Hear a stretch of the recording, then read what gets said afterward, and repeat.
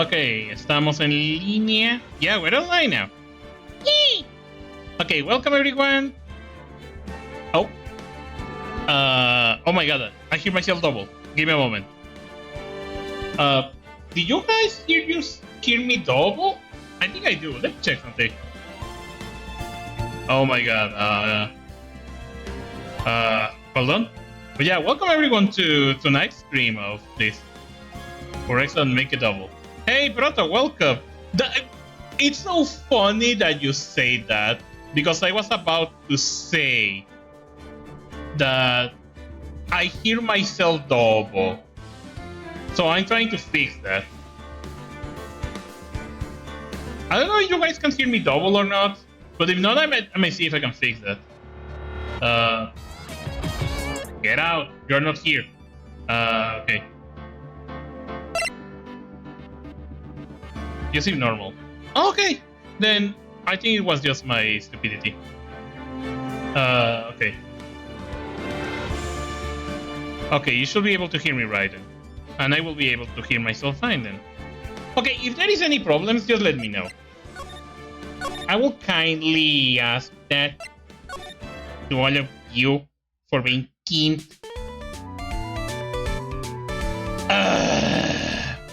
I forgot. Okay, I finished talking with this lady, so I don't need to worry about this laddie anymore. But yeah, welcome, Proto. Welcome to the stream of Phoenix Wrong with the Dino. I think I need to go to the Violado Hall and Porcaleto. Actually, I need to present you something. Tell me about Adrian.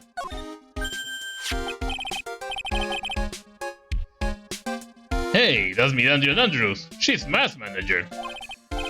Is that the voice that I keep? I think it is the voice that I keep. The Soki!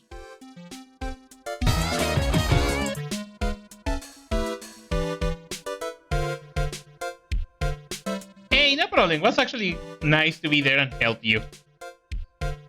Yeah, let's see. Actually, I was interested in her for a little bit, just a little. So Miss Power like this type of woman. What do you know about Miss Andrews? And it looks really good, actually, Forecast. Your father actually looks really cool there. She looks like Samus. Yeah, that's one sweet Samus. Well, see, here's the thing. I don't really know her, you know. Where is Mayonesa? That's a good question, actually. I need to look for her. She probably will be there somewhere. Actually, let me try something. Oh my god, sweet. He fixed it. Okay. There is lots of a rumor going on around over her right now. A rumor? Ah, you're interested. I'd be glad to share what I know. He's so happy he looks like a lion that just found his next meal. Don't eat me! Tell me. Would you mind telling me about this gossip? Ah, so you're interested in it, I figured you will be. Yeah? I have such a weakness for celebrity gossips too. Oh really? You too, huh? Yeah, so take a look at this. Looks like a tabloid Miss Olpas will read. Alright, let's see here. Jamie Midnight Renaissance.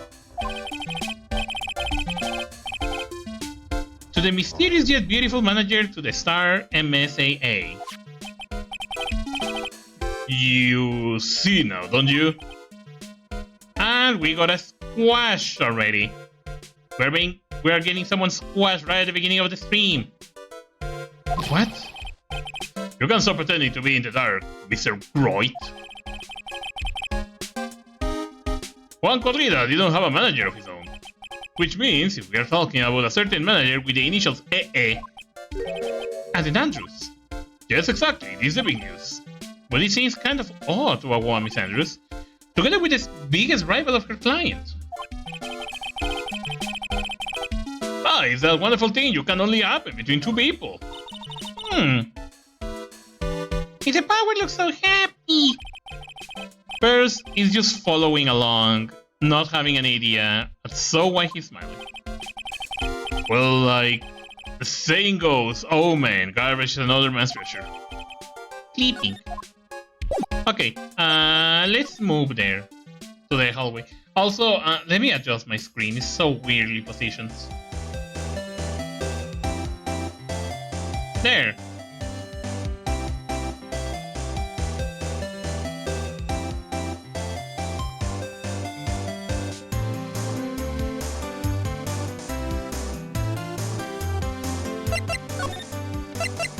Oh yeah, I need to present these. Take that!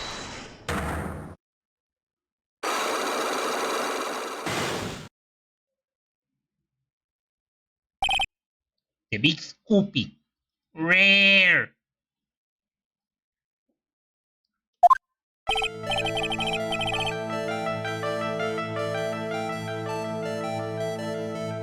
Laura, would you please answer my question?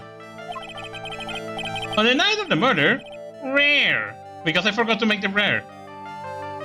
Okay, but there you go. On the night of the murder, why were you loitering around the victim's room? I told you, didn't I, for my scoop? What I want to know about are the details of this scoop. That's not something I can tell you. You can't? Well, I cannot tell you that there is a sock in your head. I mean, that there's my bread and butter. Alright then, an unpleasant tabloid photographer looking for a scoop. I'm going to say that you were looking into a scandal. Could it be that you, Laura Hart, were looking for a break with a huge story? Perhaps an unfolding scandal between Juan Corrida and this person. Take that! Adrian Andrews. This woman? She's Adrian Andrews, Madame Garza manager. The Nickel Samurai manager caused secret meeting with his rival, the Jamming Ninja. It will be the hottest story of the season, won't it? You're pretty good at this, guessing this, Mr. Lawyer. But you can just make up any old thing and think it will make it the papers. You gotta have backup. Backup? Yeah, you gotta have the... What is the new sauce? The vine sauce. Oh, you mean news source. That's it! Show me something that shows that Juan Corrida has...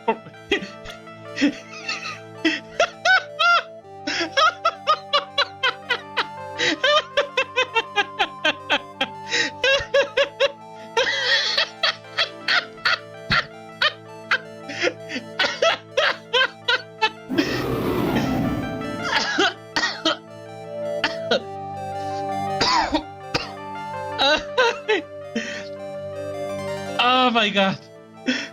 My dirty mind. Oh, I'm so sorry.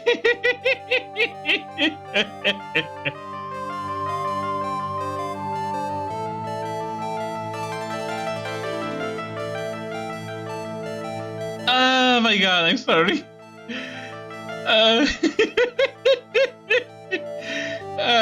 Something horrible came to my mind in Spanish, so... Congratulations, you've done it!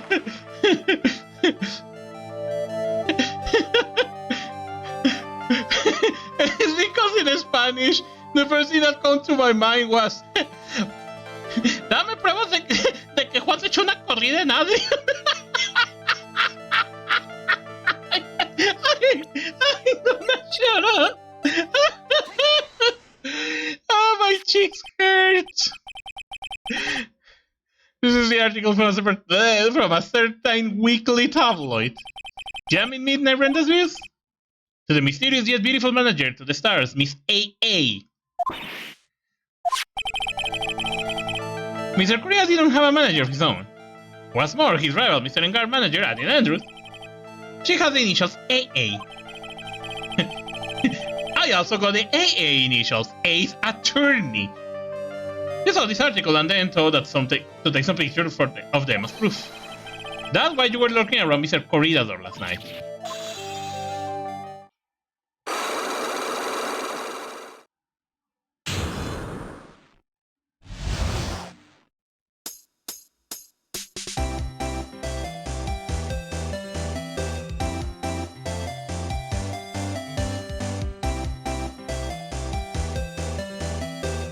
Okay, Saki, stop. You were looking into Miss Corrida and Miss Andrews' affair, weren't you? You got it! I was gonna myself get a scoop by catching me in a secret meeting. But there's already an article about it in one of the weekly tabloid magazines. It's no longer breaking news. What did you say? Hey, initials are AA, what kind of vague thing is that? Ain't no proof of nothing, people are gonna see real proof. Poof! Poof! The Mystic Way meeting of Dragon Ball GT intro. It kinda sounds a little bit like that. ¡Gateto! Es el gatito bonito. Well, at least I do, so that's what I was doing, getting photos. I'm gonna wipe out the readers interested with some gossip and a little misleading. Then spice it up a little and have myself an exclusive story. Ah! Wow, lot of nice journalistic integrity you got there. I already finished writing up my spicy articles, you know, but the paper I wrote it on, my note to myself is gone. Your note to yourself. It was inside the case of my very fucking expensive camera. They don't run off together. I came here for my big story. Didn't come here to have my treasure disappear to me. Yeah, I understand. It's not to make gal to go bonker. I told you it was what people know anyway. I never thought I'd see the day when someone done stolen something from me. You really want that note back, huh? I got no idea why the story on the note is probably bold-faced like. Okay. I think I need to go now to Engar's room. Okay, maybe I need to go here, right? Wait, no, I can check on Gumshoe. Salón que te viola. Let's go. Hallway? No. Ah! Lobby del hotel. La Marciana. Give me the first department. The Detective should say that they had an investigation briefing. Yeah? Oh, he's back! Oh, he's back? Hey, so, come, pal. Why the blunt greeting? Because there is nothing to be friendly or happy about. What do you mean by that? Well, things look perfect this time around. The evidence and testimony are airtight. But we can't just roll over and die. We have to stay positive. I can do that to the Saki. Now he roll over and die. Look what you did to the Saki.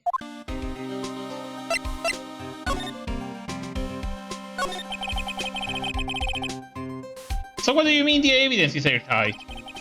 I can give you all the details, pal, but there is two big pieces. Two? And both of them are in this photo. The first is the button that's missing from the victim's chest. That's the button that you found during your body search for Mr. Engard. I found it in the falls of the Nickel Samurai's plants. And the second one is? The knife in his chest, pal. The fingerprints on the knife in his chest, to be exact. Fingerprints? Whose are they? You didn't even have to ask, little Missy, so they are Madden guards. Tomorrow's trial talk about being stuck between a rock and a hard place. What about the testimony? So, what about this Arte testimony? Is that all security lady Miss Allback? Oh my god, Hajime testimony. I thought so. What do you mean you thought so? Did she told you something, Paul? Well, I even told her not to open the mouth of hers and blab to anyone. Her blab knob is stuck on 10, and there is no turning it down, trust me. Yeah, well, Miss Allback saw it all, Paul. He saw Engar come out of the victim room around to estimate time of death. Well, this is bad. Hey, Gumshoe, do you want to hear some gossips? We're pretty interested in this bit of gossip ourselves. Just kinda with Mr. Corrida, but why? ¿Por qué quieres saber por qué se corrió? Well, 2 years ago. Hace 2 años se corrió también. Okay, no. Well, 2 years ago, a woman committed suicide. Oh, fuck. Okay, that turned really bad. That's why you don't go into the room of someone called Corrida. Suicide? Her name was Celeste Impax. Corrida leave a big impact on her. Hate them. And she was Juan Corrida's manager. The victim's manager? But that's not all, pal. Miss Impact was Miss Adrian Andrews' mentor. There is your bayonetta, Proto. She told Miss Andrews everything she knew about the business from square one. Her mentor? A woman who was both Mr. Corrida's manager and Mrs. Andrews' mentor. Could her suicide have something to do with this case? Do you want to know more about her, pal? Well, then ask in talk. Okay, talk me about her. She was the victim's manager. She was the victim manager. Was also Miss Adrian Andrews' mentor. It's been 2 years since her suicide, and now those two are linked again by another death. Or maybe it's just a coincidence.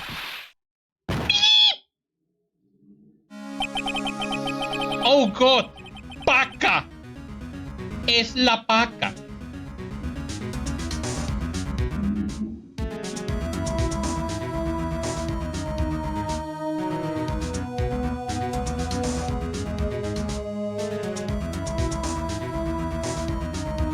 Okay, sorry, I was replying to someone who actually was Poppy. Anyways, let's continue. I'm getting sick of dealing with another foolish idiot after another. Oh no, he's a fool. Miss Von Karma! You can't seem to stop allying yourself with the enemy, can you?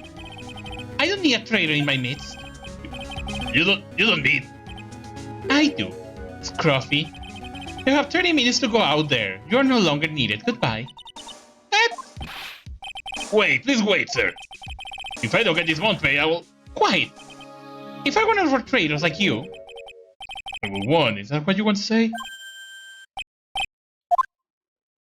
Sadly, he is not here with me in the Boy Scout. If not, he will be the boy. It's been a long time, right? This person, this is Mr. Edgeworth? What am I going to do with you? Still leaving others when things go wrong. You gotta change a bit, Francisca. You! How dare you show your face to me without a shred of shame upon it? You soiled the Von Karma name, dragged it through the mud. You even ran away with your tail between your legs like the ill-bred dog you are. Are you talking about the Von Karma family creed? To be perfect in every way? Then let's hear it, Francisca. How are things going? I hear you're having a rough time maintaining perfection in this country. You! You seem to be getting crushed under the weight of it all. That's why I came back. Keep your assumptions to yourself. I have not given him in yet. I won't lose. This case is mine. I will never hand it over to you. Never. You already had lost 2 times. Mr. Finn is right. Lucarito. I will see you tomorrow in court. It will be a clinical lesson on the meaning of total victory. And she gone. Still the same wild mare as she always was. Tomorrow's trial. Doing fine here. How you're doing fine, by the way. Been just working on some commissions and some other things, but I've been doing fine, actually. I told you the prosecutor Miles Edgeworth had gone and died. He did. I never wanted to see you again.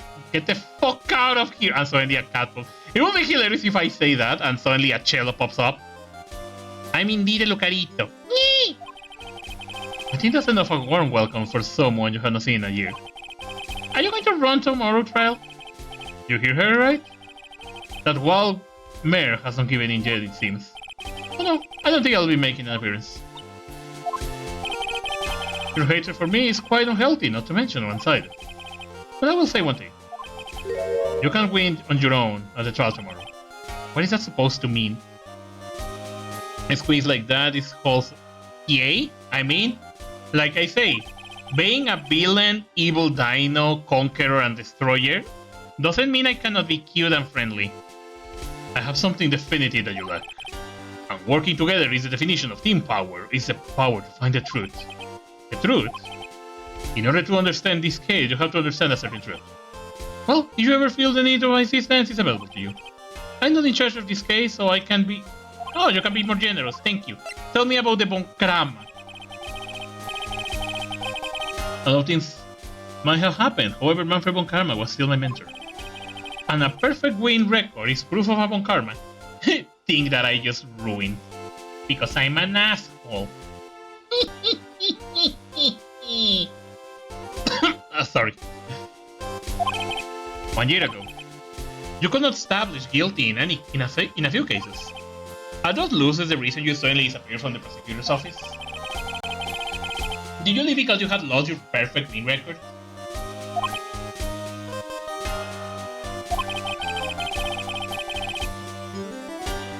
Hold on.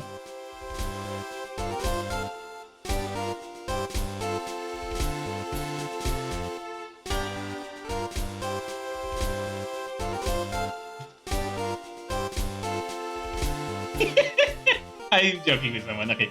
I think your motivation for the prosecuting trial was so selfish. I've been better for everyone if you never came back from the dead, Ezra. That's harsh. I see. Then let me ask you something. Why do you stand in the courtroom? What is your reason? Why stand in court? Well, with Francisca, she almost always says, I will defeat you this time the instant she sees me. But the courtroom is not a personal battlefield of prosecutors and lawyers. I stay in the courtroom to defend my clients, to save their lives. To save your client, you say. Those who think only of their own ego-driven goals. Those kind of prosecutors are reprehensible to me. Even if you're a prodigy, or someone like you. It looks like there's still a lot you have to learn. A lot I have to get to learn? Me? That's enough for now. The time when you will see is coming soon enough. Okay. Now, can you tell me about Celeste Impact? Because... tell me about yourself now. This woman is another key to solving this case. Ow! My leg! Do you really think so? She was Adrian's mentor a long time ago. But she was suddenly called away by a different show and became Juan Corrido's manager. And then Juan se corrió en ella. And then a few months later, Celeste Impact died. Murió de una corrida. Okay, no. I need to shut up with these Spanish jokes. But her death was ruled as suicide, right? Yes. There is still one riddle we yet to solve. A riddle? Her suicide note. It went missing. No one could find it. Suicide note that just vanished, huh? Okay, this is the thing. I don't know if that's common in Japan or not. Because usually here in Mexico or other places, there is a lot of news about suicides and stuff like that. But they never leave a suicide note or anything. So I guess that's only from Japan, or people in Japan usually have that. I don't want to say culture because that's not really something culture like, but like I guess they leave their final words before they take their lives. So I don't know. I don't know. I'm just diving too much into that thing. I should not be doing that. Miss Impact's death was most certainly a suicide. Of that, there is no mistake. Here is the same as Mexico. They just snap and do it. Yeah. So that's why I'm surprised that it's like, wow. If in Japan they actually leave a suicide note, that actually will be interesting to know why is the reason why they suicide. Here they just like, I feel sad, and then they kill themselves. However, we could not find her suicide note. That's when the police began to suspect that someone had hidden it. The suicide note? But how do you know Miss Impact have even written such a note? There was no solid evidence. We did find traces of ink on her right index finger, which makes the likelihood of a suicide note very high. Who will hide such a thing? The police think it was Mr. Juan Corrida himself, the victim.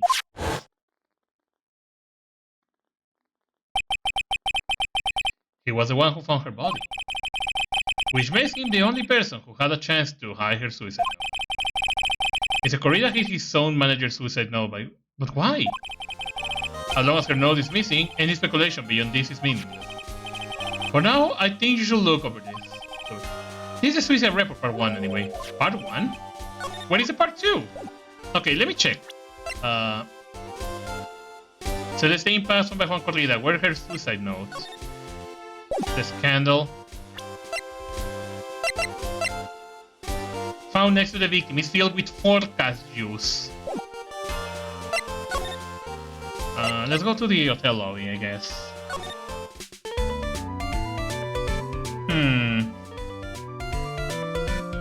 Wait. What if I go back and I present that to him and he's like, why you give me only the first part? What is the second part? I don't like delusional reports. I like suicide reports even less. Worst of all are the reports that have multiple parts like that one. That has 2. 2 parts? What you just handed me is the first part of the report. Here is the second part of the report is about an... Are you fucking kidding me? You only give me the first part and I needed to ask you and then you give me a second? The attendant name is Andrea Andrews. Miss Andrews? What did she do? She tried to kill herself. She doesn't seem like the kind of person who will try to kill herself though. You think she's a strong career woman? That's just what she wants, you think. Andrea Andrews, she has a certain secret she's always trying to hide. A secret? Her dependent nature. That's what she's really like on her side. Miss Andrews dependent? Talk about the exact opposite of what a woman is.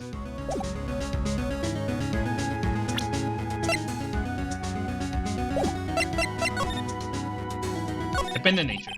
What is this about Miss Andrews having a dependent nature? Andrea Andrews attempted suicide. That's a few days after the death of Celeste Impact. And why did Andrea Andrews think about committing suicide? Because Celeste did. Apparently lost her will to live. Lost her will? But why will she? Oh, because her mentor. Her pillar of strength, her mentor, Celeste Impact, was gone forever. That's why. Why will do that?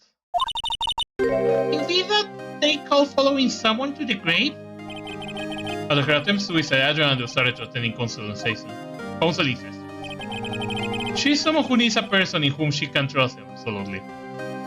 That's the problem of depending on someone. That's why I don't want to sound like a mean person or anything. But that's why you should not be dependent of other people, because if something happens to that person, you're gonna have a really, really hard time trying to move forward in life. You need to actually let yourself open and interact with more people. Don't let only one single person be the center of your universe, because if something happens, you're gonna be in a very, very vulnerable and probably defenseless state. So, no. Love yourself and take good care of yourself. If you ever need help or something, don't close yourself to one person. You know you have many people around that can help you with that. And once she finds that person, she will do anything she can do to keep them near. Without such an anchor in life, her crippling anxiety stifles her ability to live. And that's the nature of her dependency on others. When Celeste Impact suddenly committed suicide, the world before her turned pitch dark. That's according to Andrea Andrews herself. Then that means her super confident attitude. It's all a facade. She's only copying her mentor behavior to hold herself together. How terrible. Now I'm gonna present you this and you're gonna tell me that there is a part 3? Oh. Okay, no. Okay, so... I guess now I can go there. Salón violado. Hallway. Okay, let's go to a guard room. Adriana! Oh, Miss Sanchez is here. But it looks like she's talking with someone. That's Francisca Von Karma. Miss Von Karma? What are you doing here? Well, you see, I'm his lawyer, so... You got some nerve following me around. I'm not following you. That's you, Miss Von Karma. You're the one doing the following. Pearls. You're always following after that detective with that little bird. Me? Following after Scruff, it'll make me laugh. Let me show you something interesting. Little girl. What is that? An electromagnetic receiver. I've got the attacking device on that detective. And with this, I know that fools everyone's every move. So that noise we heard was this receiver. I feel really sorry for the poor detective officer now. Now then, let's stop wasting time. Agent Andrews. Yes? Think hard about what we just discussed, understood? Oh, alright. What are these two talking about? Miss Andrews, he seems a little dazed, doesn't he? Oh, let's break your things, shall we?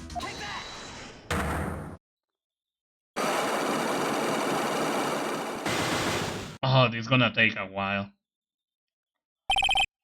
Motive for murder. Okay, settle, sweet Samus. Sounds too tame to talk.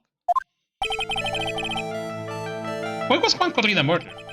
If you ask me, I think you know the reason he was killed. Huh? Why are you hiding this? Don't you realize you're putting Mr.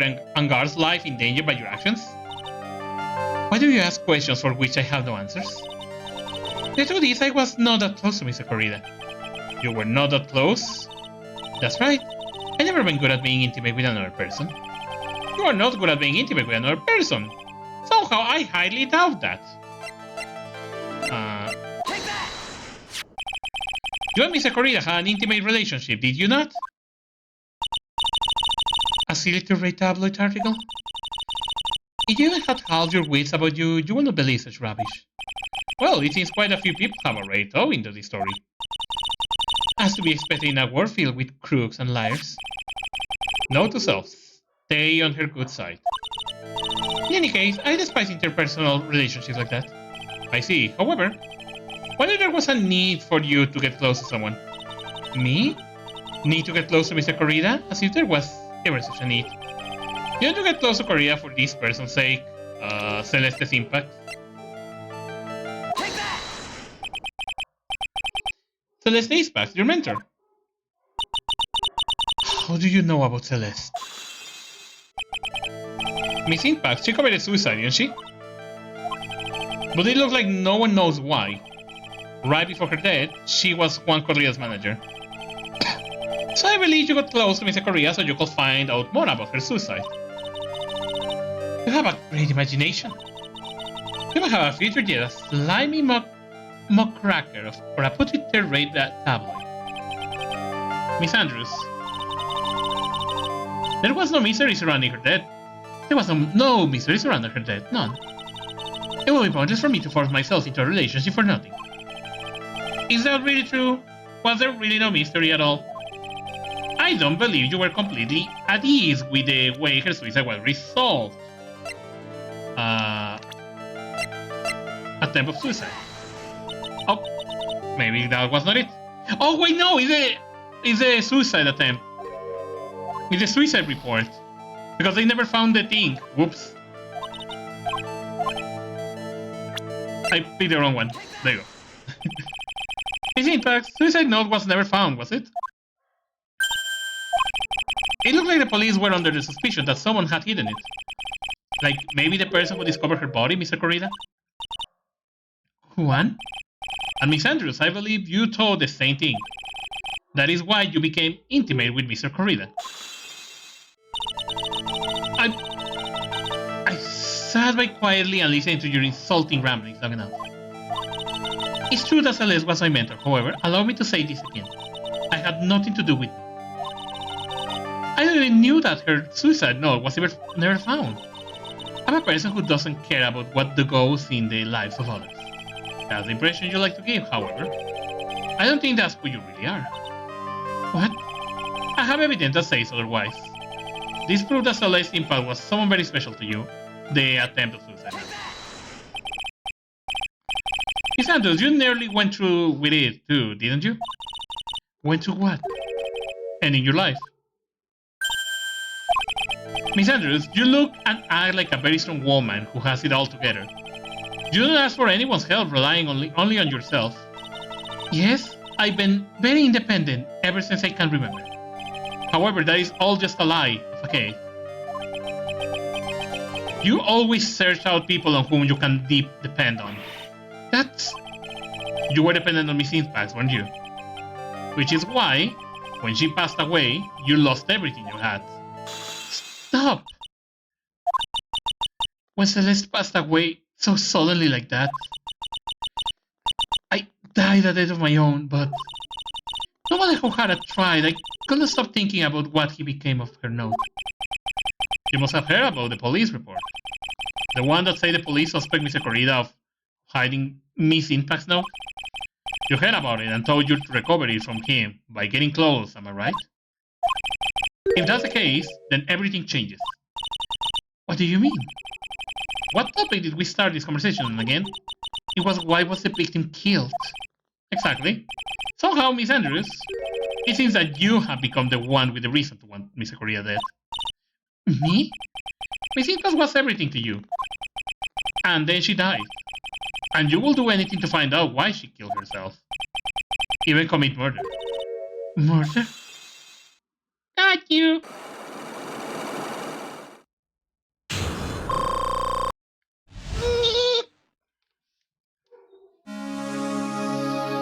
What do you have, It's true. I'm a woman who can only live in insecurity. That's the worst way to live. I'm physically small, and I don't really have a lot of self-confidence. I push against all that, though. I try to live strongly. I never wanted anyone to find out the truth. This one thing, it's the one thing I wanted to take with me to the grave. It was my secret, mine and mine only. I'm sorry. You probably think I'm a worthless human being right now, don't you? Please, Miss Andrews, all I want to know is the truth. After Celeste passed away, I heard that someone had hidden her suicide note. Poverty, illness, disability, exactly. And even people with disability, and they still keep going forward. Damn, there is even people with illness that actually go forward. Have you seen people with some disability, like there is people without arms, that they do things with their legs? There is someone who actually plays the guitar with his feet, and it's amazing what he does. Damn, look at the Paralympic Games. That people is impressive. Even besides their disabilities, they keep going forward. Like, that's just a good example of how you never should give up. After Celeste passed away, I heard that someone had hidden her suicide note. And that someone was Juan Corrida. Celeste, without her I became scared. Everyone seemed like they were out to get me. So you got close to Mr. Correa to recover her suicide note, correct? Looks like the tablet reported the truth after all. Ironic, isn't it? Well, like they say, where there's smoke, there's fire. And if they purposely add fuel to the fire, they keep the celebrity world burning. But as for the suicide note, I didn't and won't kill anyone for it. It just doesn't suit me, that's all. Okay. Well, that's enough for now. I still have work to do, so... I understand. Oh, I have one last favor to ask you. My attempted suicide. I'd like for you to keep it a secret. I will. Miss Andrews. If people found out about my weakness, I will sooner choose to die than live. Alright, I understand. We'll keep it a secret, don't worry.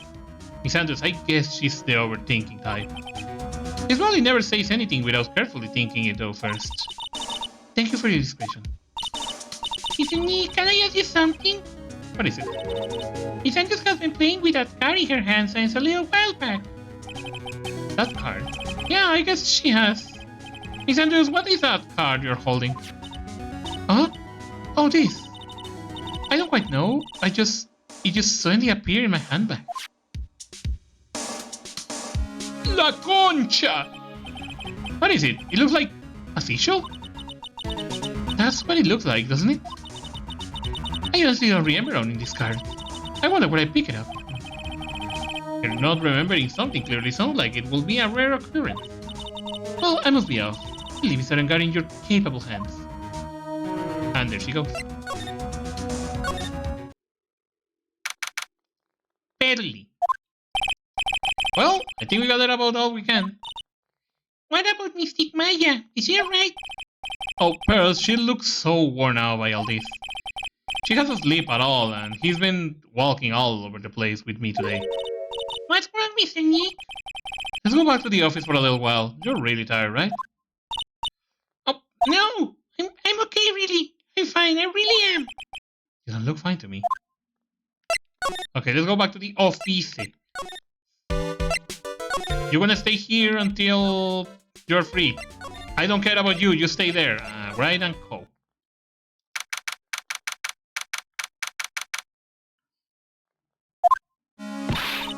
Now, what now? Well, we did find one thing out for sure. Mr. Andrews has a motive.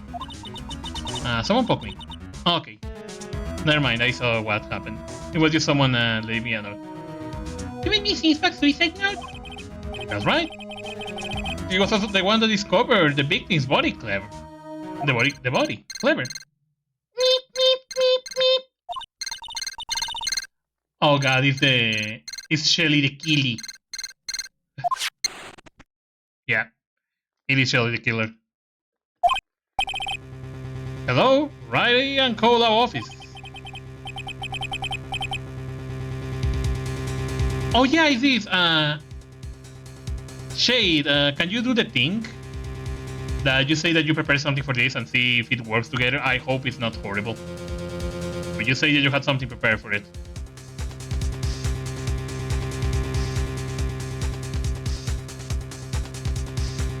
Okay.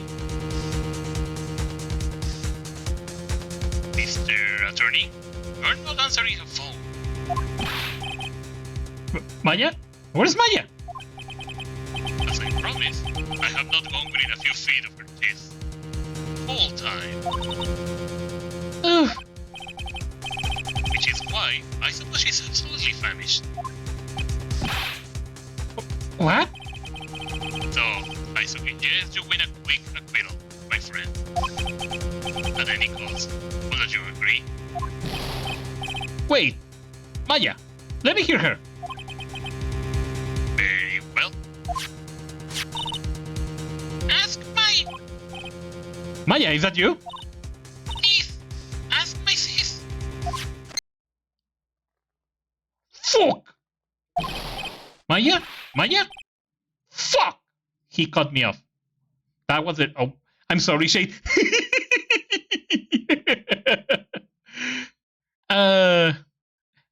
Apparently my fuck was too loud. I'm so sorry. Mystic Maya said ask my sis, didn't she? Sis? What does she mean by sis? Don't she mean sus? Come on, Phoenix. You're a hopeless one. Sorry. Mia? I have a message from Maya. So come ask me anything you want about her. Okay. What is her name? Okay. Maya's situation. How's Maya? She's safe, for now. That kidnapper is one to keep his word, it seems. I'm glad to hear she's safe. But Mia, how did you know? As soon as she was locked up, Maya called for me. I read the note she left. Then I gathered as much information about her surroundings as I could. I knew you could use spirit channeling like that. Pretty smart of her. The kidnapper. What's he like? I don't know. Apparently, Maya went to answer a phone call at the hotel and was drugged there. And she didn't see the face of her attacker. Maya is locked up in a very dark place right now. I'll tell you everything I heard when I was with her. When you were with her?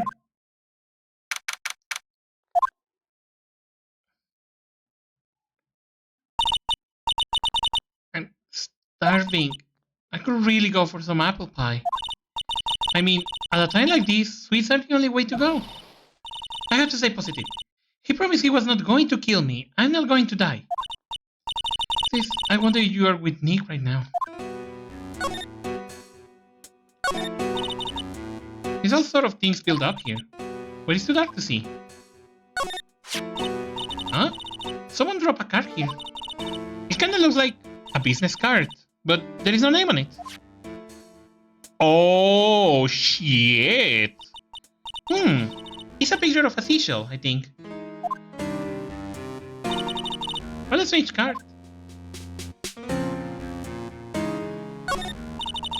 What's this? I feel like there are a lot of glass bottles here. And these, they feel like barrels. I'll pass. Too bad I'm really hungry and not really thirsty. Rat is locked. But this door lock seems easy enough to open. On TV, the hero always uses a plastic card or a stiff piece of cardboard. Then click! They magically open the door. I wonder if there is a card like that around here I could use. That's it! This shell card. If I use this, maybe I can get the door open. This might be my key out of here. I had a feeling this card might be useful. I'm such a genius! Alright, now you will excuse me, Mr. Kidnapper. I did it! Okay, now I'm getting the heck out of here. I should keep Nick waiting or worried. Ooh. To be continued.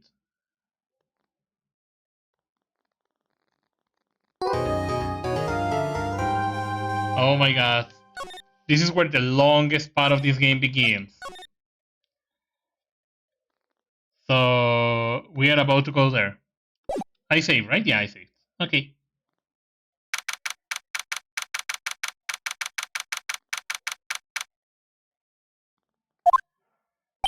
Well, this is all part of the everything.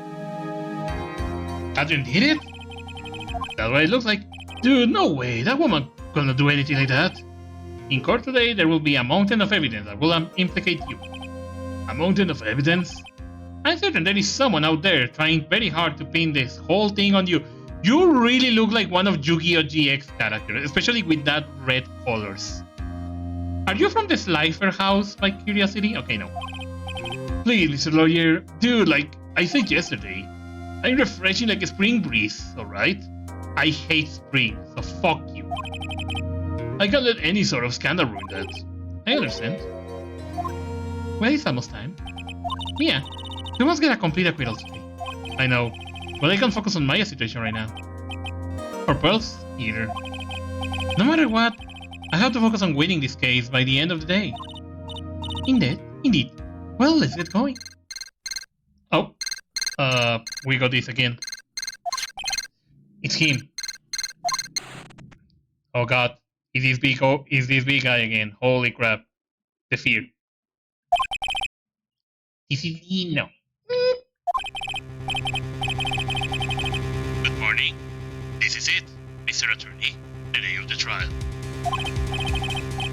Maya, she's on harm, right? Well, when I checked on her earlier this morning, she's a bit, how shall we say, tired. Don't worry, people don't die that easily. Besides, what you really should be concentrating on is winning today's trial. For my sake, as well as yours, you must win today's trial.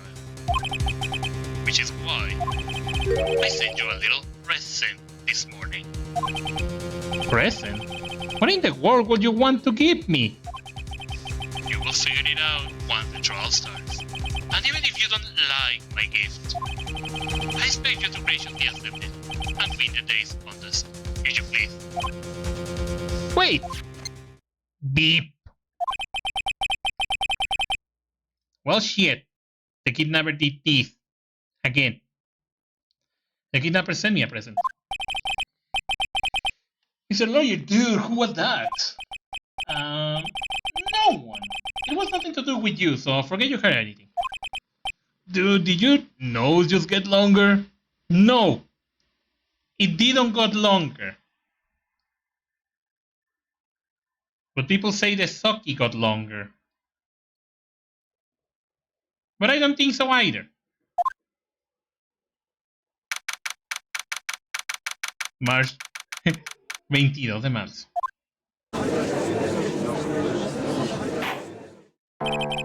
But yeah, I hope all of you guys are having a great, amazing, I almost say Friday, it's Saturday. Court is now in session for the trial of Madame Guard. Are the prosecutor and defense ready? The defense is ready, Your Honor.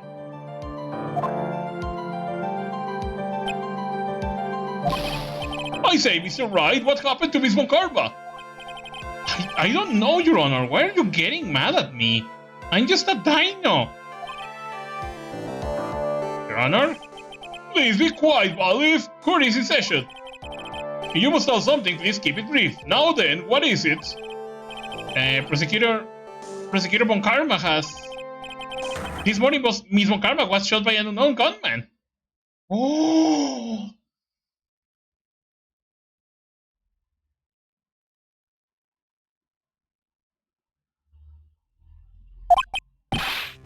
What? Oh shit! She got banked. Oh my god, I'm dying. Sorry.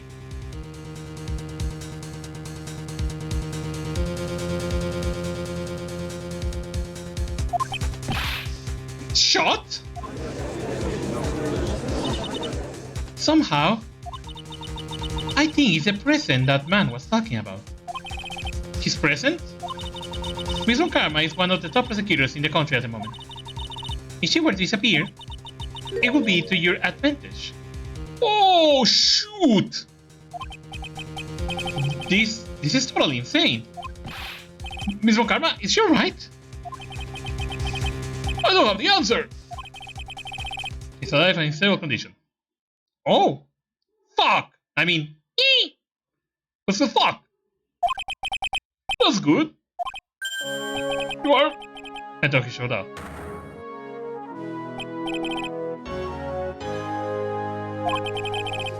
Due to the circumstances, Miss Francisca Von Karma cannot appear in court today. Hi, Malsage will be taking her place. The investigation is ready. Naturally. Holy crap, it's an edge. Miss Von Karma was shot this Meow. Hi. Hey there. Suddenly, how's it? It's okay, welcome, Chilla. Thank you. How's the case going? Going fine, thanks. Hey, is that Mal? Yeah, there you are. You literally arrived just as Edgeworth did in this game, just in the right moment. What? Seriously. I didn't know he was just here. Yeah, you just arrived exactly at the same moment he arrived. So. Oh, that's funny, I guess. I didn't know he was in the case. Yeah, it is. So wait, what happened to Francisca then? She got shot. Oh, okay. Well, I guess all that whipping people in the end didn't do her any good. Exactly. Edgeworth. All right, nice. Well, I came to see how the case is going. Oh, it's currently undergoing surgery. Oh, I see. Yep. All right. Yeah, you can actually read the dialogue. After all, you are Edgeworth. So you say. I mean, oh, you wanted to read his lines? Okay. I mean, wait, I'm not there. Not the Edgeworth, but okay. Oh, come on. Well, he doesn't even ring off. Miss Von Karma was shot in her right shoulder and is currently undergoing surgery. Luckily, I have looked this case over and I'm familiar with the details. I have an autopsy report right here. Prosecution seeks to prove the kill of Mr. Matt and Guard. The court acknowledges the prosecution. I'm sorry, bro. Yeah, you're doing fine. Right. Okay, that's funny, the way you place the characters in the stream. Like, literally, prosecution and defense. I'm gonna put the Socky here and turn it into the fucking judge. Yes. Okay. Just for the laws. There. I finally found the answer. Oh, sorry. Something. Don't worry, I was struggling from my long journey last year. By the time this case comes to an end, you two will know the answer. The secret behind outdated autopsy reports. Now the prosecution would like to call its first witness. Mouth is chin. What the hell? Brings the green detective gumshoe to the witness stand. Mild shell word. Oh, that was a weird word too. What the hell? What's this guy? Your name and occupation? My name is Deep Gumshoe, sir. I'm a detective down at the precinct for now. For now? After this trial's over, I'm supposed to turn in my badge, sir. Detective Gumshoe? Prosecution has no need for a depressed witness. Okay, what? Wow. Hey. And the cat got squished. Lift your head up and face forward like a proud officer, Detective Deep Gumshoe. Yes, sir. Now let's have your testimony. If we want to explore the various facets of this case, we must start with that. Get ready, Phoenix. This is going to be one very rough fight. Yep, they will have to be with Edgeworth as my opponent. Huh? The other he was struggling for interesting. Show me this answer you finally found, Edgeworth. Testimony. This murder happened after the Hero of Heroes award ceremony, sir. The victim, Juan Corrida, was found dead in his hotel room. After looking into the cause of death, we believe he was definitely murdered, sir. At first, we thought he was something suspicious about the empty guitar case. However, we later found out that the guitar case had nothing to do with the murder.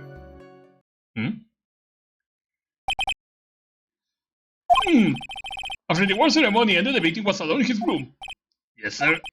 Both the victim and the defendant went alone to the room, sir. Okay. I see, Mr. Wright. You may begin your cross-examination. Oh god. Here he comes. This murder happened after... Yeah. The victim of Corrida was found dead in his hotel room. After looking into the cause of death, we believe he was definitely murdered. Really? The cause of death? Wasn't that because Mr. Corrida was stabbed in the chest? Only a careless amateur will believe something so brainless as that, Paul. Then why? Take a good hard look at the crime photo. Now a real pro attention will be drawn here to his bandana. Oh, he got strangled? Oh, I didn't notice. You got a bandana? Bandana? This bandana, sir. That's the thing wrapped tightly around his neck, sir. Oh, yes, I see. His bandana scented banana. Banana scented banana. Oh, God. Then, No. What about the knife? It seems to have been stuck in the victim's chest on purpose after his death. We have a crafty murder in our hands here. Oh, so he was strangled. He was not stabbed. Okay, that changed things. Updated autopsy report. Thank you, Edward. Okay. At first, we thought there was something suspicious about the empty guitar case. Is there something? And why did you think that? Because it was empty, Paul. The Jammy Ninja doesn't go anywhere without his bright red guitar. And we could not find it anywhere at the scene of the crime. Oh, then how about this theory? A fan really wanted a guitar and did a crime to get it. Who's that? What the fuck? I mean, yeah, the president of the Selena, not Selena. Yeah, Selena actually killed her because crazy. So it makes sense. Oh, I heard that. Yeah. Yeah, she was killed by the own president of fan club. It's like, why? I don't know what kind of stuff was up there. People is just weird. We talk of that too, but the only fingerprints of the guitar case were the victims. Only the victims, huh? I see. So much for my theory then. Their case updated in the correct record. Everything is getting updated with cello here. What the hell? I found out that the guitar case had nothing to do. What convinced you it had nothing to do with this case? The guitar was not at the Gatewater Hotel that night. Well then, where was it? The bright red guitar was eventually found at the TV studio. The victim, Juan Corrida, had apparently only taken the case with him, sir. So you mean he forgot to put the guitar in the case? Yes, sir. Even when he was on stage at the ceremony, he didn't have his guitar. So that guitar case was empty even before he got to the hotel. Yeah, that's right, so... It really had nothing to do with that case. What the fuck? After all. Oh, what the fuck was that? I believe that is enough. First, the victim was choked to death with his bandana. Then, after the victim was dead, the killer literally stabbed him with a knife. Which brings me to my next point. Why then did the police arrest Matengard? Because there was reason enough to suspect him. Here it comes. Looks like it's back in full swing. And yeah. The new autopsy report. I got up. All your evidence is updated. I find better evidence. Right, just now. Yeah. Your evidence is outdated. Very well, Detective Coach, you please testify about this matter. I'm gonna present the button, and he will be like, "Oh, that button is outdated. I got the real button here." It's like, oh. I got a new button right. A new button right here. It was cut fresh from there. And what's about the other one? Oh, that was cut yesterday. Jeez. Yeah, he would totally do that. Why arrest and guard? Okay. Malangard and Juan Corrida were huge rivals with each other. The issue the other guy was in his way. That's more even enough in my book. As for evidence, there is the Jammy Ninja button. It was ripped off the ninja's customer. It was found in Mr. Engar's Hakama. The defendant's fingerprints were also all over the knife. The defendant bought the knife for the crime, which makes this a premeditated murder. So the defendant's fingerprints were found on the knife used in the stabbing. It was sort of a sticky on the handle, so fingerprints came out pretty clearly. Knife added to the courtroom. Where is the victim? That looked like a fucking plastic knife. How can you stab someone with a plastic knife? Not probably a fancy metallic knife. Oh yeah, there is some fancy metallic gold like plated things. That's right. And this button. And there is this button. That was found in the defendant's clothes, was it? And is this bottle also covered in blood? Yes, and we know that the blood in it is the victim's blood, sir. What? All these points very clearly to the defendant, doesn't it? Yeah. Yes, it most certainly does, Your Honor. Ready to give in yet, right? I'll find a hole in your argument somehow. Press as far as you like. Just hurry up with your usual pointless questions. He's back being an asshole.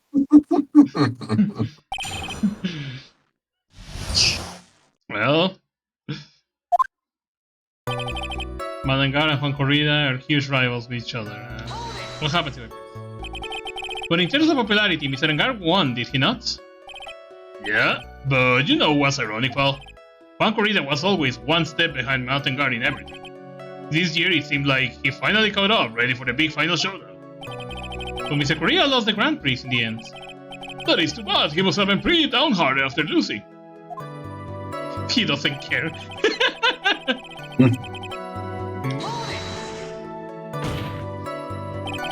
Wait just 1 second here. Mr. Engar was beating Mr. Corrida in the popularity polls. Well, yeah, I guess, but... Which means that in the defendant's eye, the victim was not a rival at all. Which means he had no money to kill at all. Yes, I quite agree. Well, detective, it's not, well... I guess if you put it that way, then yeah, the defendant will have no motive. Oh. Yeah, sure. Detective, I'm beginning to see why you were fired. Not you that too, Mr. Edwards, sir, that's... I look forward to your pension negotiations. Wow. Poor guy. No, let's continue with the testimony. My poor pensions too. They just keep cutting his salary. If you want your money, I suggest you proceed. Yes, we can talk about my pension later, sir. Yeah, you can get a break. What about what I was saying? Hello? Anyone? There is a Jane. You have any proof that bottom belonged to the victim? What do you mean, pal? Oh, let me put it this way. I'm asking you if you have any evidence to back up your claim that this bottom was ripped off the Jammy Ninja costume. But can't you tell by just looking at it? And the victim blood is on it. Anyone could have smeared the blood on there afterwards. Serious work helped me, sir. Alright, I knew I had a piece of evidence. Now, roll this one. Thread. Huh? The button was attached to the costume by thread, obviously. And that thread snapped when the button was turned off. If you match up the ends of the thread on the costume with the thread on the button, it's a perfect match. How the fuck did you do that? Yeah, that's it. They're perfectly matched, pal. That's Edgeworth for you. Never misses a beat. How the fuck did you analyze the ends of a fucking thread with that one? Well, he can get autopsy reports out of nowhere. I'm pretty sure he can do that. Of course it was. He will rip off the ninja cost. Okay. When was the bottom found? Pretty soon after the body was found. We wrote out everything. We knew Mr. Corrida. And then we did a search on the mall. That's when we found the bottom. So it was almost immediately after the murder. The police didn't have the pretend to lollygag and play tricks unlike some people. Hey, what is he trying to say about me here? We're also all over the knife. How were the fingerprints arranged on the knife? What do you mean, pal? By examining the fingerprints, you can determine how the defendant held the knife. For example, did he hold it normally or overhand? Oh, is that what you mean? Well, we didn't actually think of that. I can't believe the bumbling of this department. Hopeless, were you paying attention to the testimony, right? The defendant's fingerprints were all over the knife. There is no way to determine how the knife was held at the moment of the murder. So is the defendant the owner of his knife then? The defendant bought the knife for the crime, which makes this a... I think Premeditated murder. Yeah, I think it's here.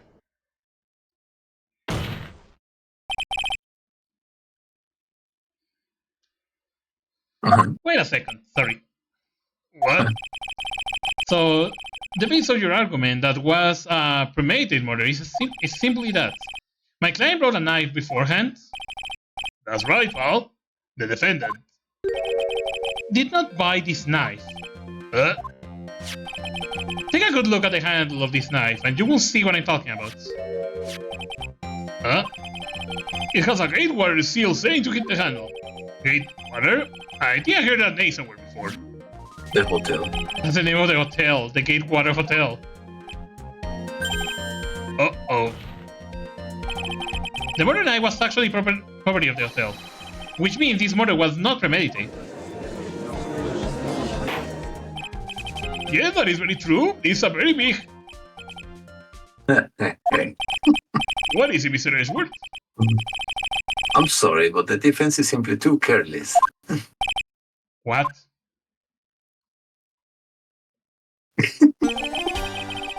I think whether the crime was premeditated or not has already been determined.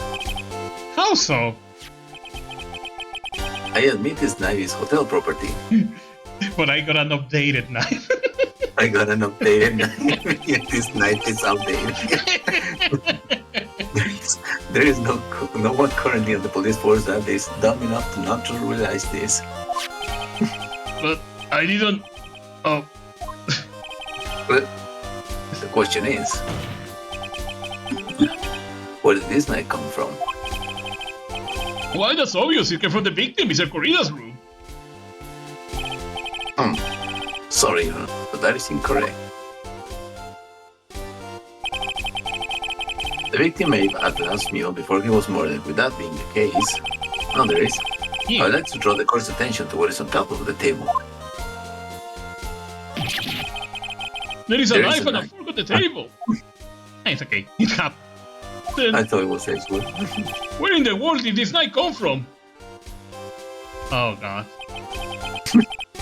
If it pleases the court, I would like for us to recall the room of the defendant, Mr. Mattengard. Oh, there is one knife missing. Knife is missing. Especially what was on top of his table. Oh yeah, one knife is missing. There is something missing, perhaps. Is it a single knife?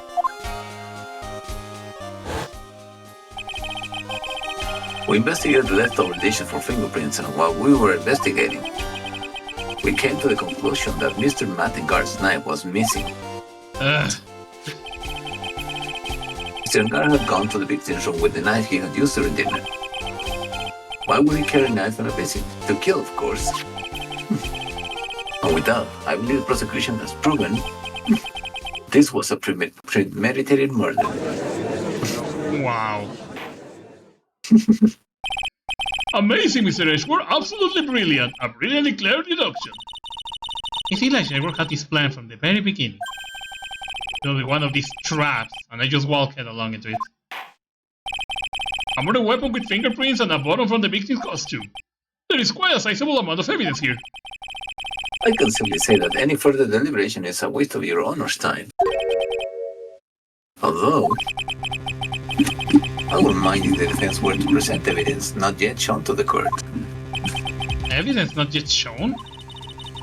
He be saying that the court has not seen yet. In other words, new evidence. Your Well, evidence is outdated. Outdated evidence. What does the defense have to say about this, Mr. Wright? Well, Phoenix, the judge is favoring the prosecution right now. If we answer with something wrong here, that gable of his will be ring out the sound of feet. Mr. Wright, do you have some important unnecessary to present to this court? Oh God, I think I do. I'm gonna say because I think this is the part of something horrible. I think I actually do. There is one. One piece of evidence that catches my attention. Something that this court has yet to see. Mr. Wright, I will say this one more time. I do not feel this trial needs to continue at all. However, I am giving you one chance and only one. What the judge is saying, right, is don't try pulling one of your usual bluffs here. If I mess this up, it's curtains for all of us. Yeah, like you can see, Oh, it's the entire bar. it's an instant game over. You may now present one and only one piece of evidence. Now then, what is this important evidence that you must show to the court? Okay, let's try to make memory. Because it said that it went for premeditate. I think it's going to be the glass was ripped from the costume and covered in blood. Yeah, because it's supposed to be like they had a struggle. But if this was the glass, there was no struggle. I hope I'm not getting too ahead of myself. Take that! Oh, thank God, no. This is a wine glass, is it not? Please look at the photo of the crime scene one more time. Oh, thank Oh, God. there it is. The scene is a mess because of the victim's struggle against his assailant. The vase was broken. His makeup is all over the floor. Those were all the things that were on top of the seating on top of the dresser. Well, yes, I see your point. However, this glass that is sitting on the top of the dresser is mysteriously untouched. The only thing that had not fallen over along with everything else is this wine glass. This piece of evidence is more than strange enough to warrant further consideration. He's gonna come and say like, oh yeah, that's so dated. I actually leave that glass there. I was drinking when I went to check the scene. I left the glass there. Well, what do you all have to say? Well, yes, it's a little peculiar. Yes, isn't it? I thought it was. You guys are looking at me with those puppy eyes, dog eyes of yours now. Mr. Edgeworth, What is it, Your Honor? your opinion? You don't need my opinion. Because there is no special meaning to that glass. He left it there. What? It's sad to say that the glass was set there after the crime took place. But the person who discovered the body, Adrian Andrews, for example, she could have easily been so shocked that she set the glass down without thinking. Oh god. That does sound very plausible, Mr. Wright. But Mr. Andrews really has set that glass down without thinking? I don't think so. If I appear weak here, the trial's over. I can look for more proof later. For now, I shall trust my instinct and point with certainty. It's just my fault for it if you are not proving enough. Okay, yeah, I need to be some. The defense would like to challenge the prosecution theory. We would like to see something that proves it was Miss Andrews who set the cup on the table. You turned the situation on its head yet again, as usual. Miss Edgeworth, do you have any proof to back up your claim? There is no way he has any. He's bluffing. Well, like Mr. Wright, I never say anything unless I have the evidence to support it. What? I had an updated photo. You're not thinking hard enough today, right? Did you think this wine glass escaped my notice? Wow. Then... Of course, it's been thoroughly inspected for fingerprints. Fingerprints?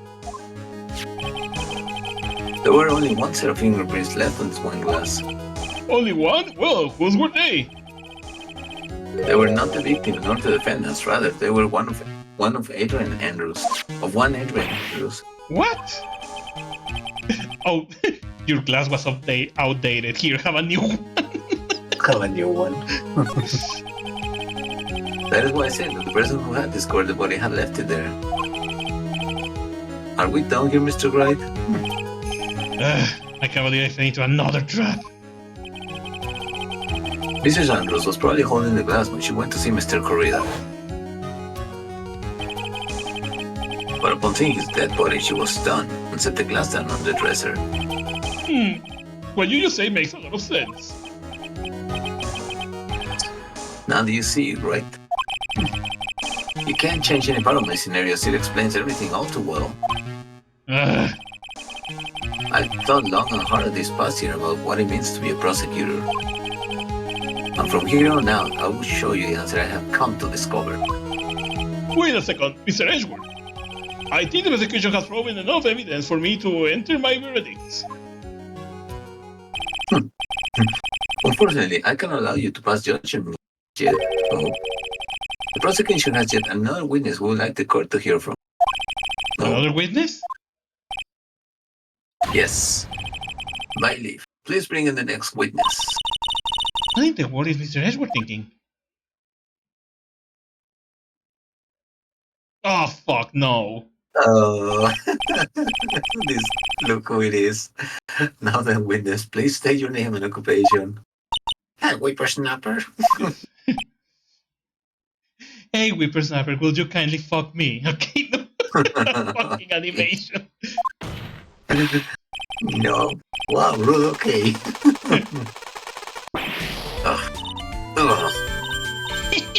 Gotcha. I wonder what happened to the calm composure he had earlier. Oh, Eddie boy, it's been what, a year since we last met, hasn't it? You should be more happy to see me. I saw the report with her testimony, but who knew that under that helmet? It was the wicked witch of the witness then. That whippersnapper. I tell you this. This time I know what I'm supposed to do. So today I'm going to tell you anything and everything.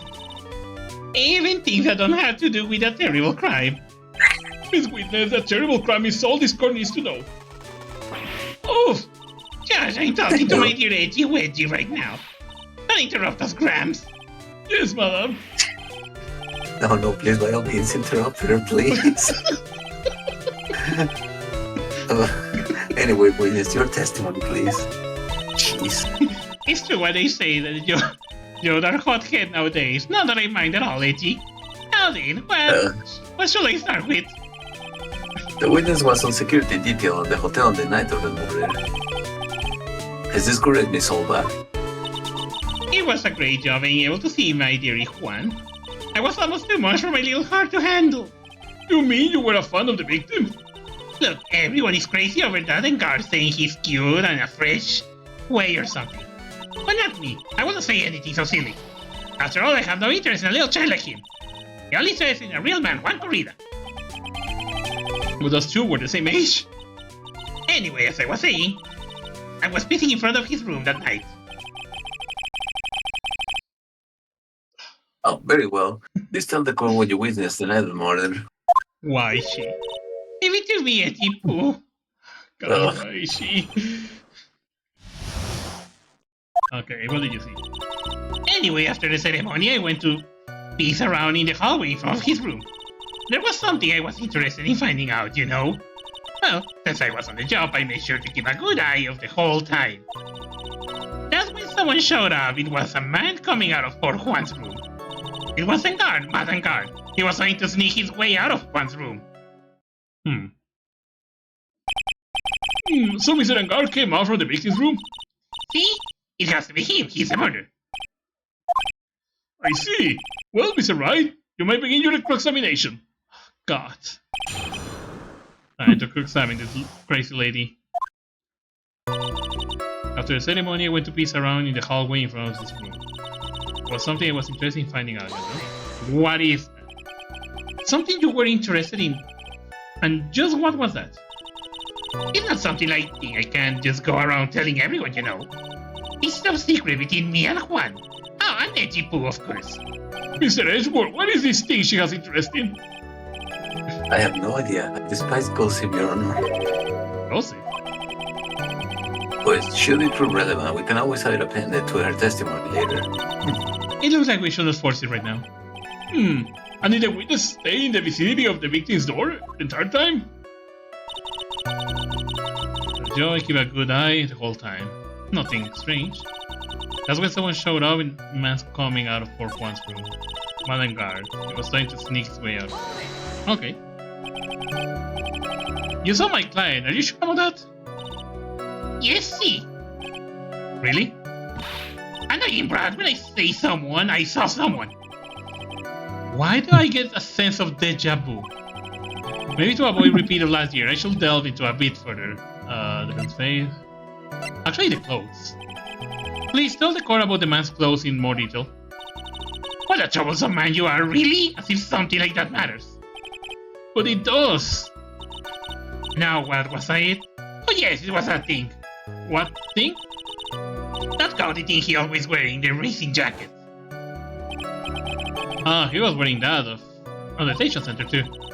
That thing meant for nothing but seducing women out of their pantaloons. Men. Right. So, Mr. Wright, was this testimony just now important or relevant? I guess it was important. Of course it was important, Your Honor. Objection. Then perhaps you'd like to point out what part of that testimony was important. Can you see it, Edgeworth? Your Honor, I request what the witness said about the jacket be appended to her testimony. I don't quite see where you are going with this, but alright, witness please. Ah, well, I don't like to badmouth anyone with a reason, but if I must... He was wearing his flashy racing jacket, honestly. It's all just for show. Wait. His jacket? Found in a Garhakama, but they found the bottle in the costume. It's all Good good. observation. What? Don't say my name for no reason. Do you know what this is? It's bottle number 2 on the Jammy Ninja costume. Now I know she's an obsessed fan. She identified it in a single glance. Give it here! Give it here! If you don't give it to me, I will punish you with this! What the hell is that? Wow, she's really a die-hard fan to want a button covered in blood. This button was discovered on Matan Guard's body during a full body search. See? See? This button proceeded on the shadow of doubt. That's Rascal and Guard. It was caught up in the place of his Nickel Samurai Hakama pants. See? See? And Guard is a Nickel Samurai. Witness. Now, it might just be me, and I do have an active imagination. But just now, didn't you say the defendant, Madam Guard, was wearing his usual racing jacket? Ah, I'm so sorry. Sorry that they judge people based on what they wear. If I were to tell the dress, I don't want to read you that.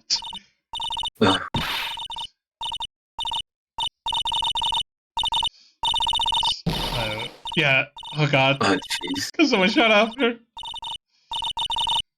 She talks too much. Yes. Now hold your tongue still there for 1 second. So what you saw in actuality was not Marangar, the man, but Mr. Angar, the Nickel Samurai. But when you think about it, they're really one and the same anyway. Miss Olbach, this is a very important point we're talking about. Do you think so too? Well, it might be something worth considering. Just say it's important and agree with me for a change. Witness, think carefully and try to remember as much as you can before you testify. Alrighty, you insist. I should be the one sighing right now. Oh, I saw. Okay. Engar. Yes, now I remember. The Nickel Samurai, that's right. It was the Nickel Samurai that I saw. Yes, it would have been convenient for him to wear his costume during that murder. He had to go to the post-ceremony stage show right after the crime, you know. So he must have worn the Nickel Samurai costume when he was stabbing for Juan. Oh, I found it. Really? I knew it. I knew you'd say he was just inside that costume. What? Do you think there could be been someone else inside that costume? Don't be a bad little boy thinking such a rude thing. But the possibility does exist. Just today I told you there is no way it was anyone else. How do you know that? Because I say so. And what I say is the truth. At least she's as delightful as a witness as she was a year ago. Mr. Wright, you might cross-examine the witness. Okay, there is one contradiction that I found, but I'm gonna wait a little bit.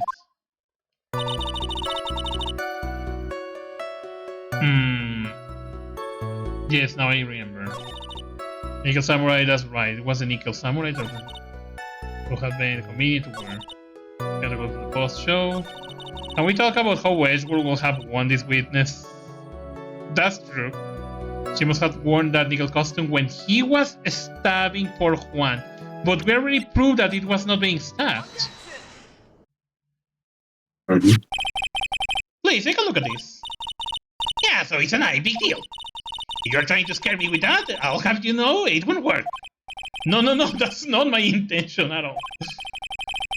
That was the knife that was used in the murder, correct? Your Honor, do you know why this piece of evidence is important to this case?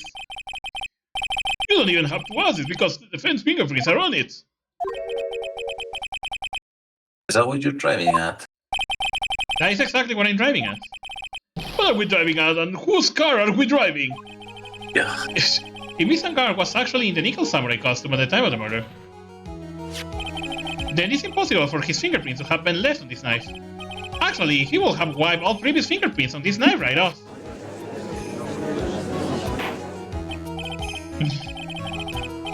Oh, that's right, the Nickel Samurai wears gloves, doesn't he? Oh. Yeah, sure. He probably took his glove off before he began stabbing. Now why would he do that? And why will he do something like that? To leave his prints on the murder weapon? There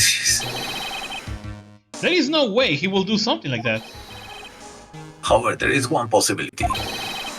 Then let's hear your possibility. Very simple. The defendant went to the victim's room while in costume as the Nickel Samurai. At that time, the defendant had no intent to murder. He was probably just going to relax and talk with the victim about the stage show. Which is why he took his gloves off. But the murder still did take place. It's well known that there was bad blood between the defendant and the victim. Yes, I have heard that before. Well, Mr. Wright, what do you have to say about Mr. Edgeworth theory? So let me guess this straight. Edgeworth theory goes like this. When the defendant went to the victim's room, he had no intention of killing him. Now, up to this point, are there any problems with this theory? Yeah, there is a contradiction there. And also, yeah, I agree with Proto. If they had not called this witness, Edgeworth had totally won that case. On the case, yeah.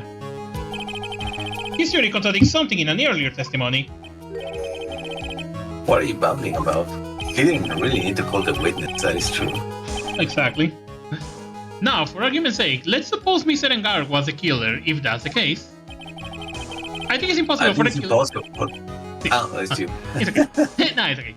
I think it's impossible for the killer to have gone to the victim room without intent. This knife, this was used by Mr. Engar at dinner. Yes, we did establish that. Which means that if my client was in fact the killer, then he broke his knife with him when he went to visit Mr. Corrida. I suppose. However, you just said it yourself. At that time, the defendant had no intention to murder. If that were true, then why would he bring a knife? He will not wealthy. Which means, Mr. Edgeworth, your theory has flaw from supposition 1. And one more thing.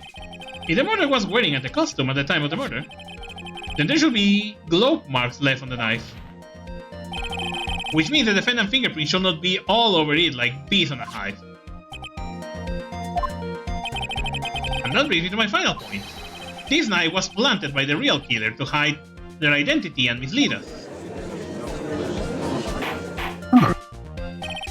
Order, I say. Order in the court. Was this knife really planted by the killer? Why will the murderer do such a thing? To frame me. To frame man and guard. There is no other reason. Yes, of course.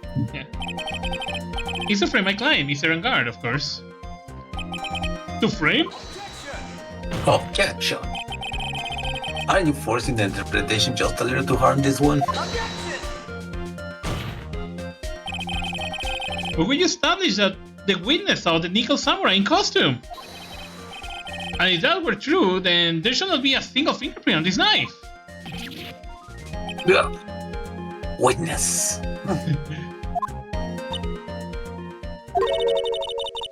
Looks like I made your life a tiny bit more difficult than I anticipated. Witness, did you or did you not really see the Nickel Samurai?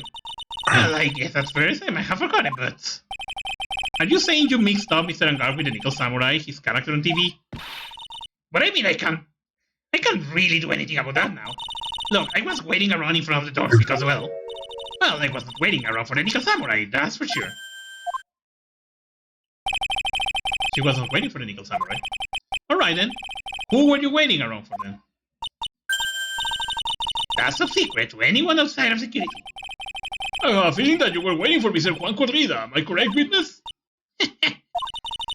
The way you think you are a sad amateur with a terrible case of nearsightedness.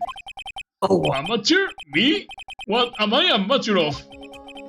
So Olbach was waiting around in front of the victim's room. But it doesn't sound like she was waiting to catch against us. Maybe Phoenix? Maybe the Olbach was waiting around for that person. If this white thing Mia is hinting it's possible. Mr. Olbach? Oh, Mrs. Olbach. You were waiting for this person to come out of the victim's room, weren't you?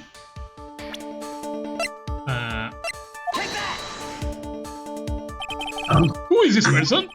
This is Adrian Andrews, Mr. Engar manager. But why would the defendant manager be in the victim's room? Since that this is the latest rumor in circulation, Your Honor. Oh, this is... I see. The judge seems to be real into the article. It can be called such a thing. Then this manager with the initials AA, are you saying it's... Adrian Andrews. Without a doubt, the witness thought so as well. So that you found me out. Well, that's fine. I can throw away this whole sworn to confidentiality stuff then. Witness? What in the world are you... Watch out, Phoenix. I got a bad feeling about this, a very bad feeling. I got some very secret information from a certain source. So that's why I was doing my own little investigation. In secret, of course. But what for? Just for myself. Personal reasons and all that. Well, Mr. Edgeworth, how would you proceed from here? I really don't want to do this. However, I cannot simply let this point slide. I see. Very well then, witness, please testify about this secret information. Get ready. It's going to take the wind out of your young. I'm sure we are capable of handling this, really. It's not like we are 10 years old. Is this will be the last one of you? Yeah. The other guy is one evil man. He thought he could ruin poor Juan by causing a huge scandal. So, to do that, he sent his own manager to get in close with Juan. I cannot condone such dirty tricks, so I took action. Oh, and this is top secret. You got that? Nobody else but you and me know yet, okay? Okay. The defendant sent his manager? What are this distasteful topic of discord? What? Nobody above gossip. Is not there a saying that truth is never pleasant? Never heard that one before. Miss Edgeworth, what about this Adrian Andrews person? Well, looked into this matter. Found that the truth the article proposes is in fact baseless gossip. But should this be true? This proves that the defendant did bear ill will toward the victim. So this means I have to smash his rumor once and for all. Now then, Mr. Wright, you might cross-examine the witness. Be careful. The old bag seems rather excited right now. That's right, and that is nothing but your average full mara joke. Well, as the old saying goes, you gotta burn all bags with fire. Time to fire out the afterburners and hit the highway to the danger zone. Oh god. The danger zone, really? That's a reference. That's a nice reference. That guy is one evil man. He thought he could ruin poor Juan by causing a huge scandal. So to do that, he sent his own manager to get in close with Juan. I cannot condone such dirty tricks, so I took action. And this is top secret. Okay. Why? Wait. I'm a busy woman. Tea time with the kids is over. Secret information that no one else knows yet?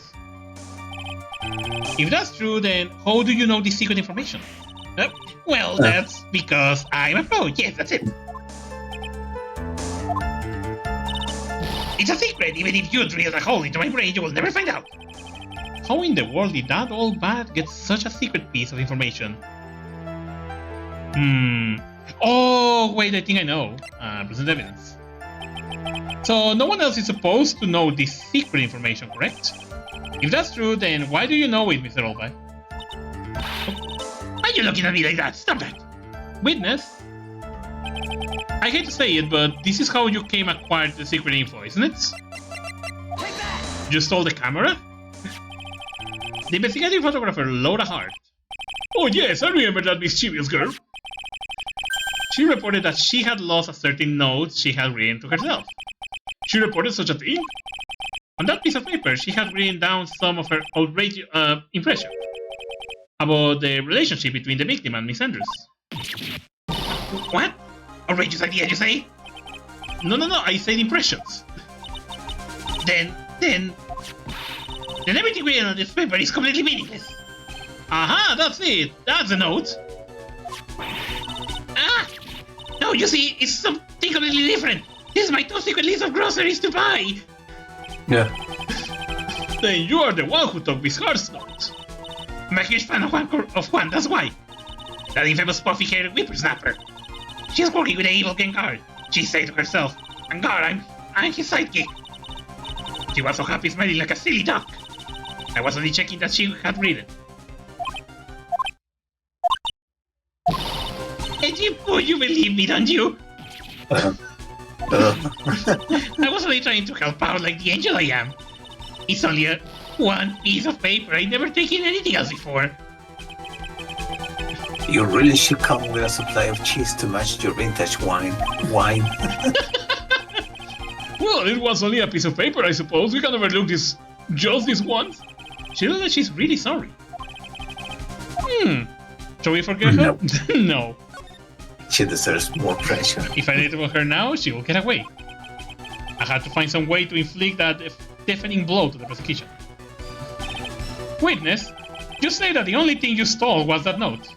If that's correct... Stole? Why don't you listen more carefully, you annoying brat? I take this piece of paper from the terrible lonely trash can, that's all. You're lying, damn it, and I can prove it. Are you putting my credibility under scrutiny again? Okay, Miss Solvak, I don't believe that the note is the only thing you stole that night.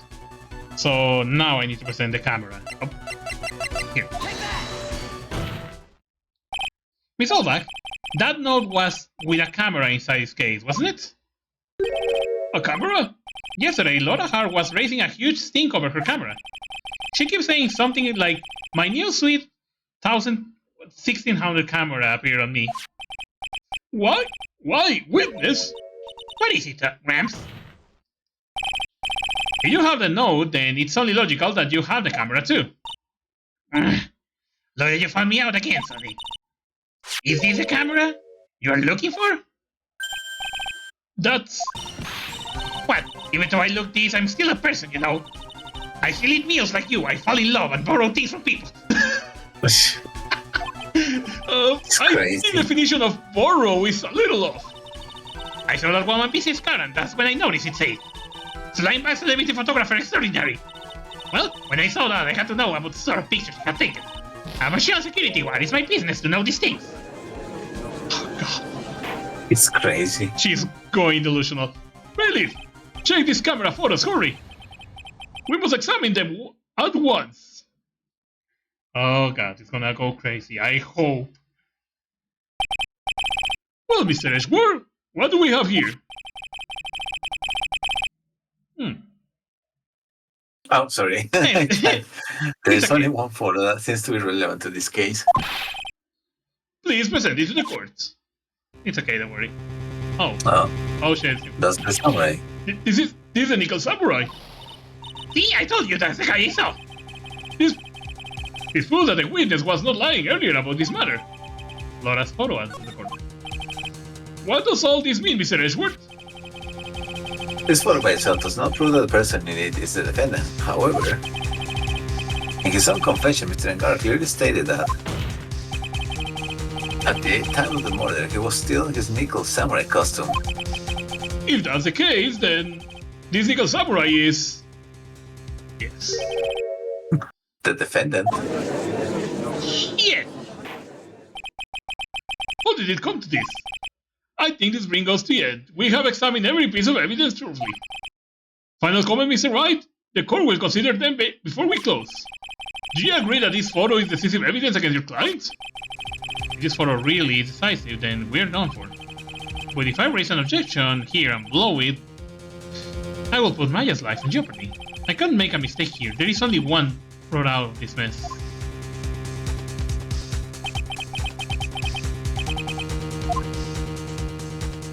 Is this photo Laura? I think there is... Is there something strange with it? There might be something strange with it. There is something strange with this photo. I knew this was coming, right? Your thoughts, Mr. Edgeworth? I think we can all agree there is nothing strange with this photo. There is no way for the defense to debunk this photo, even with a bunker buster.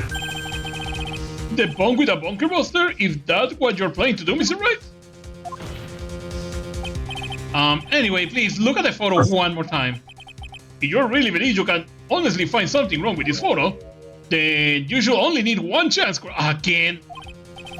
Well, I had to find something wrong with this photo. I can't let this chance go by. Let's save, just in case I fucked it up. At least the game lets you save anytime you want. Yes. Where in the heck did she take this photo from anyway? It's all out of focus. Why can't she take a good shot, especially when it counts? Now then, let's hear your objection. Oh fuck yeah, it's entire bar. What about this photo is strange? I cannot see my evidence. Oh my god, it's gonna be the same case of the fucking Steel Samurai. The pants are too big. I think that's it. That's big. I would like to direct the court attention to this one area right here. What are you pointing to? His ankles? If you could see this person's ankles, that would be one thing. However, you can't. And what does that mean?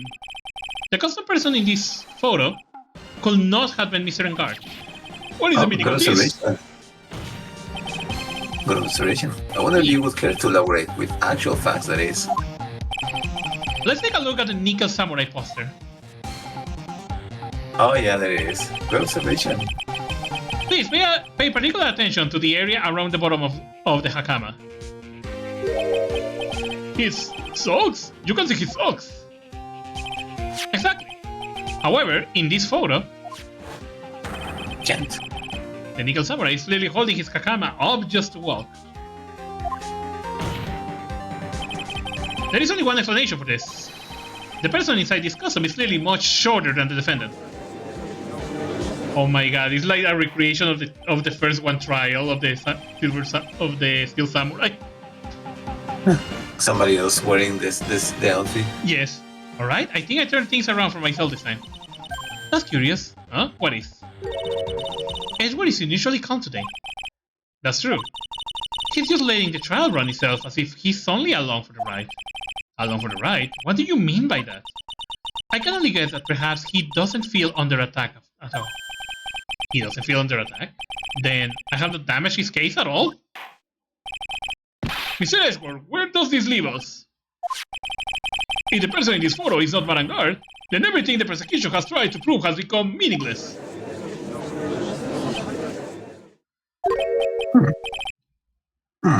I figured it would come to this. What? That photo's outdated. Right, I got something I want to ask you. When did you get that photo? When did you get it? Just now. Yeah. I think you're proving that the person inside this costume is not Vanguard. In that case, who is this a photo of? They're gonna ask you to pick a person now? Who is the person wearing the Nickel Samurai costume? Yes. Don't say about these feelings, it's very simple. Why should we focus on his Edward attitude, don't you think? Yeah? Why is he so calm? Mr. Wright, let's hear your thoughts. Who is the person in this photograph? Well... Take that! It's her. Adrian Andrews? If you want to know who the Nickel Samurai is none other than this woman. What we say must be Mrs. Andrews. What in the world points you to her? For starters, she's short. And she can freely move in and out of Mr. Engar's room. Finally, she had dinner with Mr. Engar that night. And how does all that up? It means that it makes it very easy for her to get a certain item. The costume. A certain knife with Mr. Engar's fingerprints all over it. The knife that was used as a murder weapon. Why don't you say what you want, right?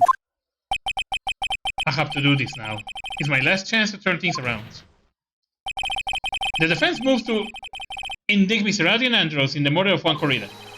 It was Mr. Adrian Andrews who tried to frame the defendant for the crime. Order! Order! Order! It looks like this trial has hit a most unexpected development. Mr. Edwards? Yes, Your Honor. This court is issuing a subpoena? What the fuck is that word? Subpoena for Mrs. Adrian Andrews. A verdict cannot be passed without first hearing her testimony. Alright, this is it. This is kind of bad for us. Huh? What She's do you mean? so pessimistic. If Adrian Andrews is summoned to the court as a witness, it means that the trial will go on for another day. One more day? Ah! If I don't get a verdict today, then Maya... Now then, we shall set Miss Andrews' testimony for tomorrow. What am I supposed to do? The judge is about to adjourn the court. I cannot wait and see. I must raise an objection. Now then. Please, Objective. Your Honor, continue the trial. You must pass a verdict today. I can't do that. We cannot hear Mrs. Adrian Andrews' testimony. She's not... I abhor wasting such valuable time. Edward? Your Honor, I request that you please continue with today's trial. But we cannot continue due to this unexpected development. Unexpected development? I think you underestimate me, Your Honor. And what do you mean by that? That Mr. Phoenix Wright would slave his way to subpoenaing Mr. Andrews and Mrs. Adrian Andrews is all happening according to plan. Even if Wright was a bit slow to catch on. What? What's going on? What is the meaning of your statement, Mr. Edgeworth? Mrs. Adrian Andrews is currently waiting in the prosecution's lobby. Oh my god, she was prepared. Oh. He was prepared. She's the next witness. Everything was planned out in advance by that man. Somehow I knew there was no way Edgeworth will overlook Miss Andrews. Looks like the battle is far from over. Exactly. Very well. We will call the next witness. However, before we proceed, we shall take a 10-minute recess. Please prepare your witness in that time, Mr. Edgeworth. The court will now take a 10-minute recess. Wow, he was prepared.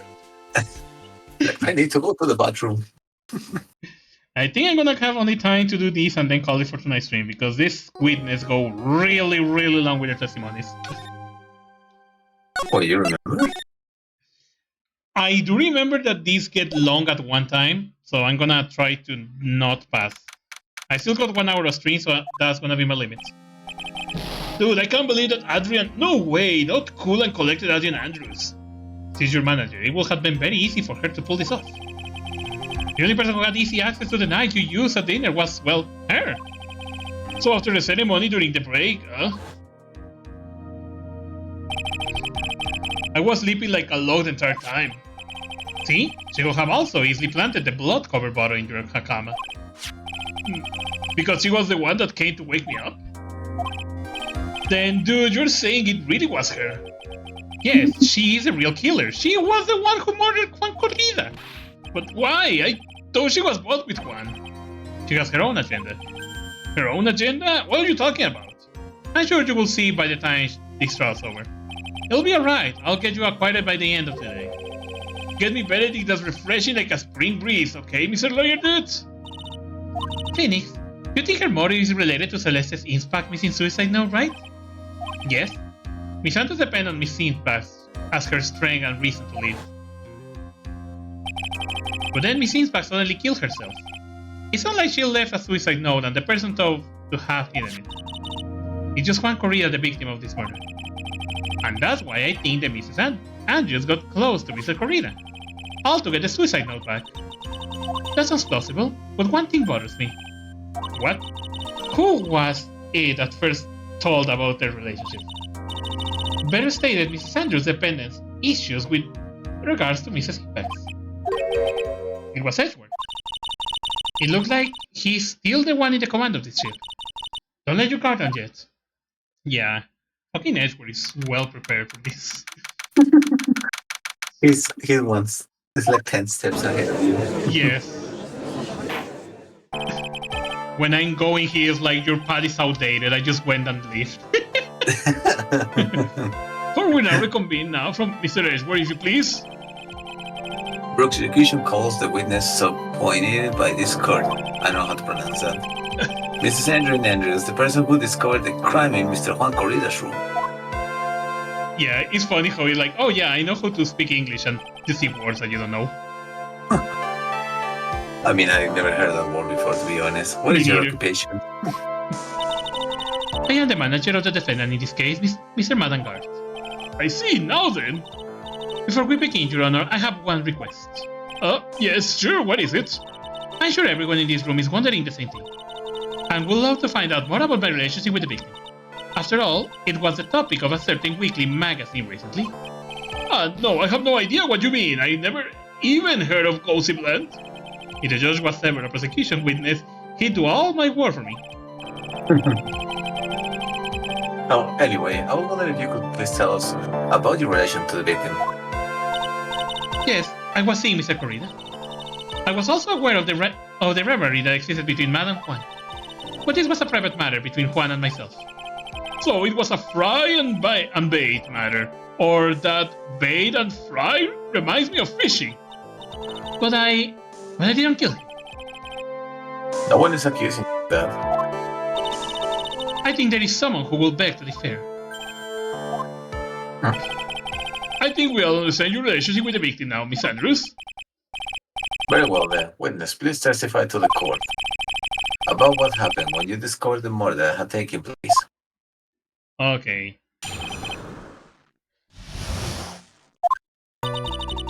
It was time for me to show the show to start, so I went to get Matt from his room. After that, I went to Juan's room. And there was his dead body. I was in shock. What I saw was naturally the exact same scene as in the crime scene photo. I felt as I thought I was about to faint, so I poured myself a glass of juice. What? What? But you left it there. You poured yourself a glass of juice? Yes, sadly I didn't remember not to touch things at the scene of a crime. And I discovered the crime scene by moving this one thing. And that is when the fingerprints on the wine glass were made, Your Honor. I see. Well, Mr. Wright, you may cross-examine the witness. Why do you pour a glass of drink when you see a dead body? Phoenix. She was gonna toast for his murder. I don't Probably. know. She is one cool and collected customer, and she has the brains to match. Yes, I know. In order to catch a person like her, you have to avoid head-on confrontations. You should disrupt her pacing. She is the type of woman who is easily thrown by things inconsistent with her thinking. So you have to attack when she least expects it. The instant you let up on your offense is the instant his trial is over, understand? Yeah, it's very hard to break very calm people. Even in real life, it's very hard to do that. It was a show after there was his dead body. I was in shock. Okay, tell me about that, please. You were in shock? What? Was I not supposed to be? Miss Santos is a very calculating person. And despite how close they were, I doubt she had romantic feelings for Mr. Corrida. Anyone randomly stumbling upon a dead body would be in shock. You can seriously expect that a young beauty like her would not be shocked. Somehow, I don't think beauty has anything to do with being shocked or not. I see. So it was naturally the exact same scene as in the crime photo. I felt as though I was about to faint, so I put myself. Why you do that? Juice? Didn't you Yes. say it was a glass of wine? There was a bottle of tomato juice on the table, so I helped myself. Oh yeah, the vodka juice. But you didn't drink any of it, did you? Huh? There were no lip marks left on this wine glass to suggest that anyone drank from it. I was not feeling terribly great, so I set the glass down without drinking it. Miss Andrews, I would like to confirm with you one more time. When you discovered the dead body of Juan Corrida, you were in great shock. And that's when you poured yourself a glass of juice, correct? And what of it? My mind really was a complete blank at the time. Your mind was a complete blank? I didn't think that was possible for you. Aren't you rude today? I was so daft that I made one careless mistake, that one thing. What one thing? Never mind. It's no big deal. What was she starting to say just now? Miss Andrews, I'm convinced that as you say, you made a mistake at the scene of the crime. What I really want to know is what that mistake was. No, actually, so would I. I'm sorry, it's kind of embarrassing. When I set the glass down on the dresser, I accidentally knocked the flower vase over. Oh, okay. Flower vase? Are you talking about the one on the floor in the crime photo? This mess of glass shards? It was originally on top of the dresser, but when I bumped into it with my elbow, it fell onto the guitar case.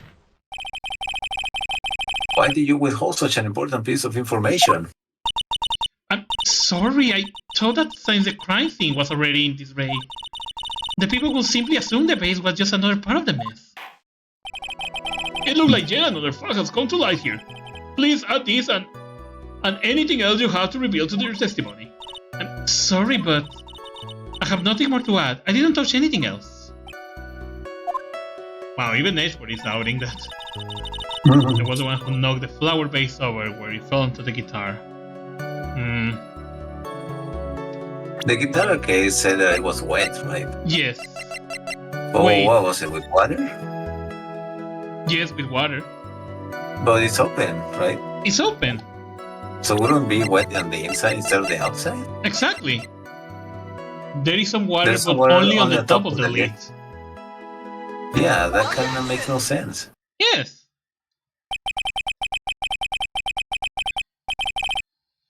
You testify that you knocked the flower vase over, is that correct?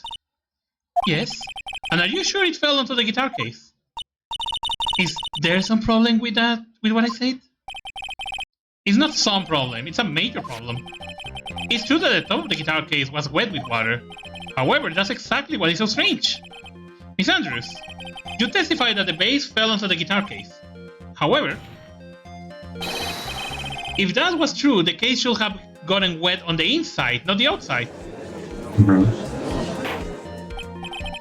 That's very true. Furthermore, there is one other strange thing about this guitar case. And what is that? Let's take another look at the crime scene photo. Yeah, it's open in the photo. Exactly. The remains of the vase are scattered on the floor. And what is wrong with that? If the guitar case was open when the vase fell, the glass shard should be inside, not outside the case. What is your point, Wright? That the case was closed at the time the vase was knocked over? Is that all? No, think back to what Miss Andrews testified to. She said that other than the vase, she didn't touch anything else. Yes, that's right. She did implicitly say that. She didn't touch the guitar case. But this whole matter with the guitar case is a dead end. The bright red guitar was found at the studio. It has no bearing on this case at all. That might very well be. However, the empty guitar case does seem to have no relation to this case, doesn't it? It seems that there is no deeper meaning to that guitar case. Well, Mr. Wright, do you think we need to hear more details about the guitar case? Yeah, let's make her testify. What if it was closed and then she opened it for some reason? Exactly. Yeah, Lucarito is a cello. Hi, Lucarito. Case. Yellow fellow cello cello. Yes. Yeah. I believe this is a crucial piece of the puzzle. Hey, I can't believe anyone would reach for straws like this, but it is you. Wow, I can't believe I'm doing this either. Wait, why did you took the guitar for some reason? Alright, I'll follow along for now. Miss Andrews, please testify to the court about the guitar case. Yes, Your Honor. The guitar case. And cello got quiche. I don't remember too clearly because I was a bit dazed. I suppose I must have opened the guitar case after I knocked the vase over. It's not a big deal though, right? The case was empty after all. As for why I opened the case, even I don't know. Yeah, what the hell? It looks like... Vague. Yeah, it looked like this really was not a very important point. This wastefulness is such a familiar feeling by now. It's almost comforting. Anyway, I will just go ahead and start a cross-examination. Now, there must be a using any way to change the topic. A convenient escape for a weak man. Yeah, I mean, if she wanted to open it, it was for a good reason. Yes. I don't remember too clearly because it was a bit days. I suppose I must have opened the guitar case after I knocked the vase over. It's not a big deal though, right? The case was empty after all. As for why I opened the case, even I don't know. Maybe to get it dry? Objection! No, wait. For you to open the guitar case, it's because you were looking for something.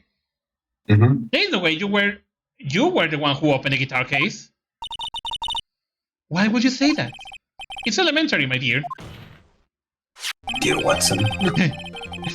Because the only fingerprints on this guitar case are those of the victim.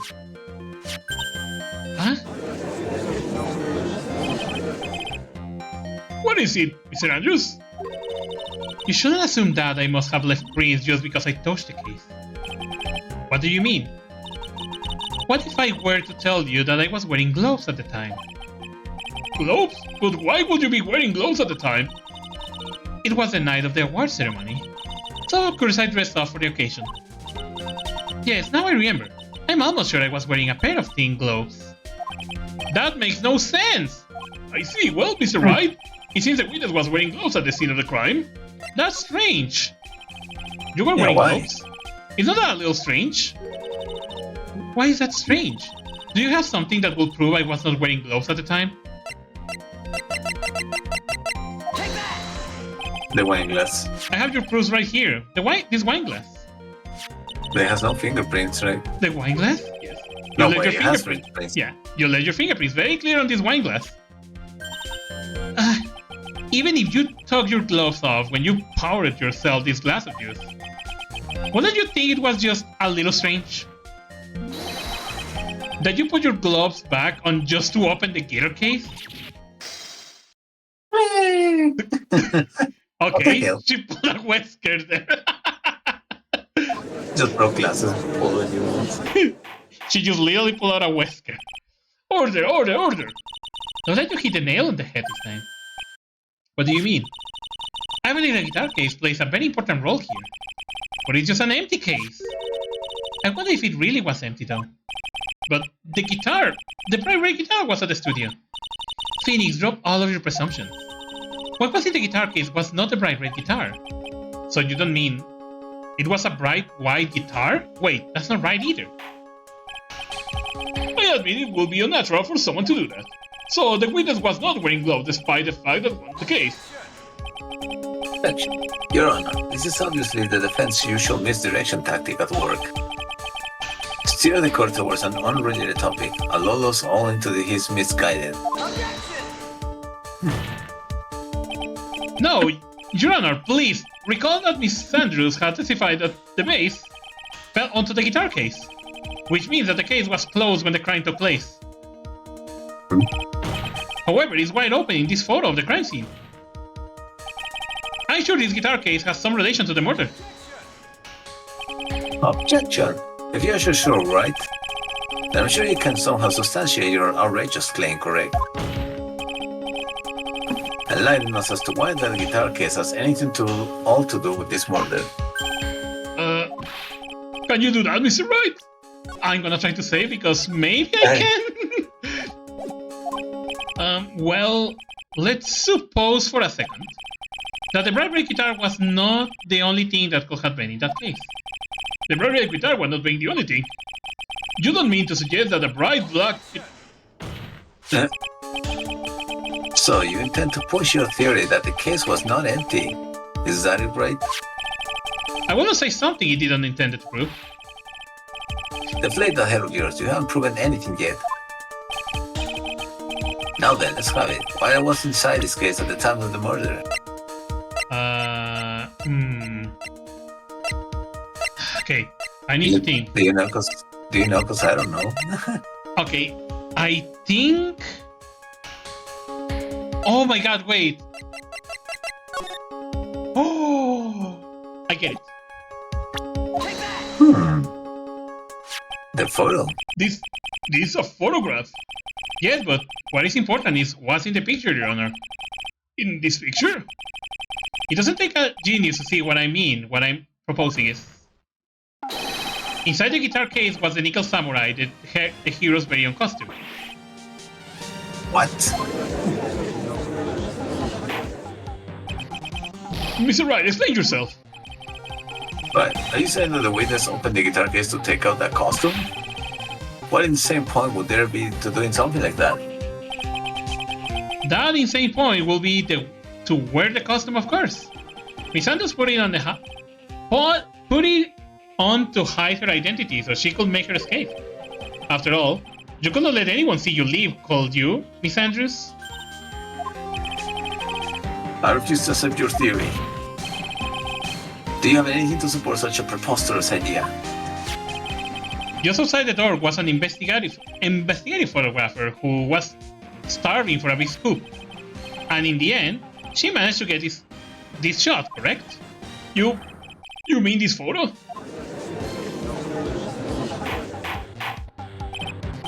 Order! It looks like we wandered into quite another mess again, haven't we? Nice job, Phoenix. Well, you know my strategy. Speak first, think later. So the real murder was hiding inside a costume. Wait 1 second, Your Honor. The Nickel Samurai's costume would have been Mr. Mantengard's. Why would something of the defendant be in the victim's room?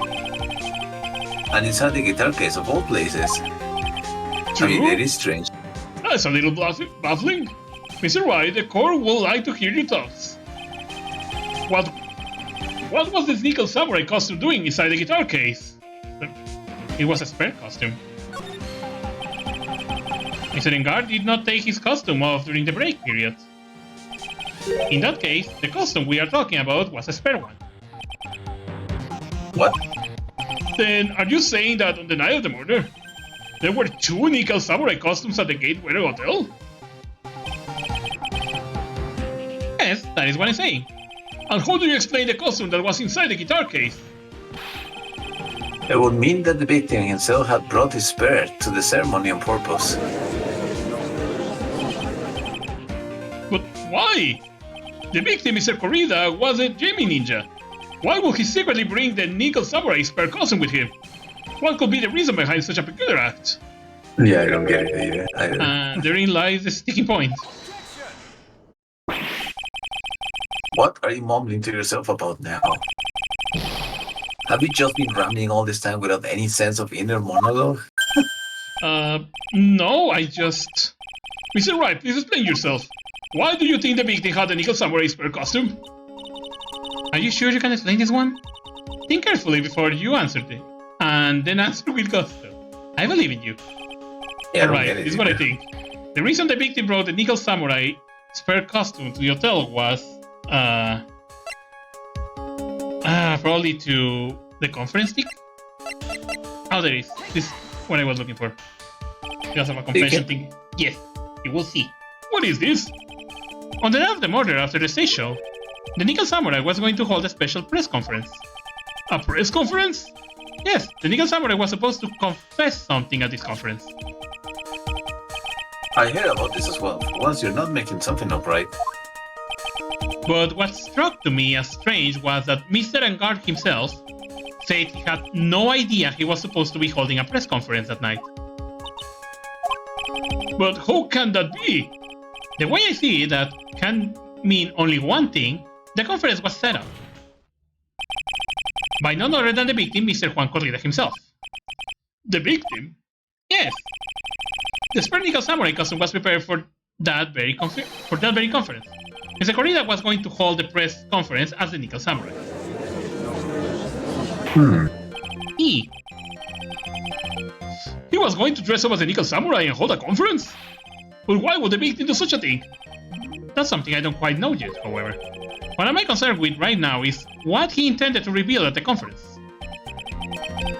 The Nickel Samurai was going to confess something. And by confess, out of where he was going to reveal something about himself.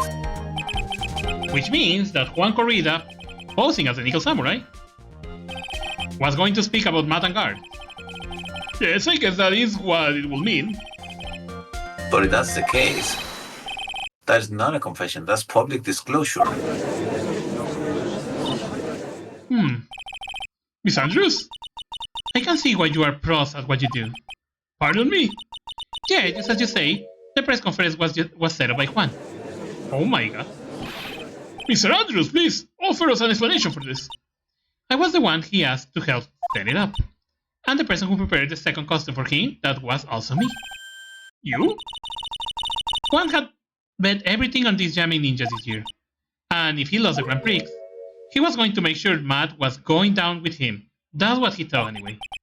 He was going to ruin him? It looked like somehow Juan had in his hands a secret so powerful that it will destroy Matt's acting career had it been revealed. What?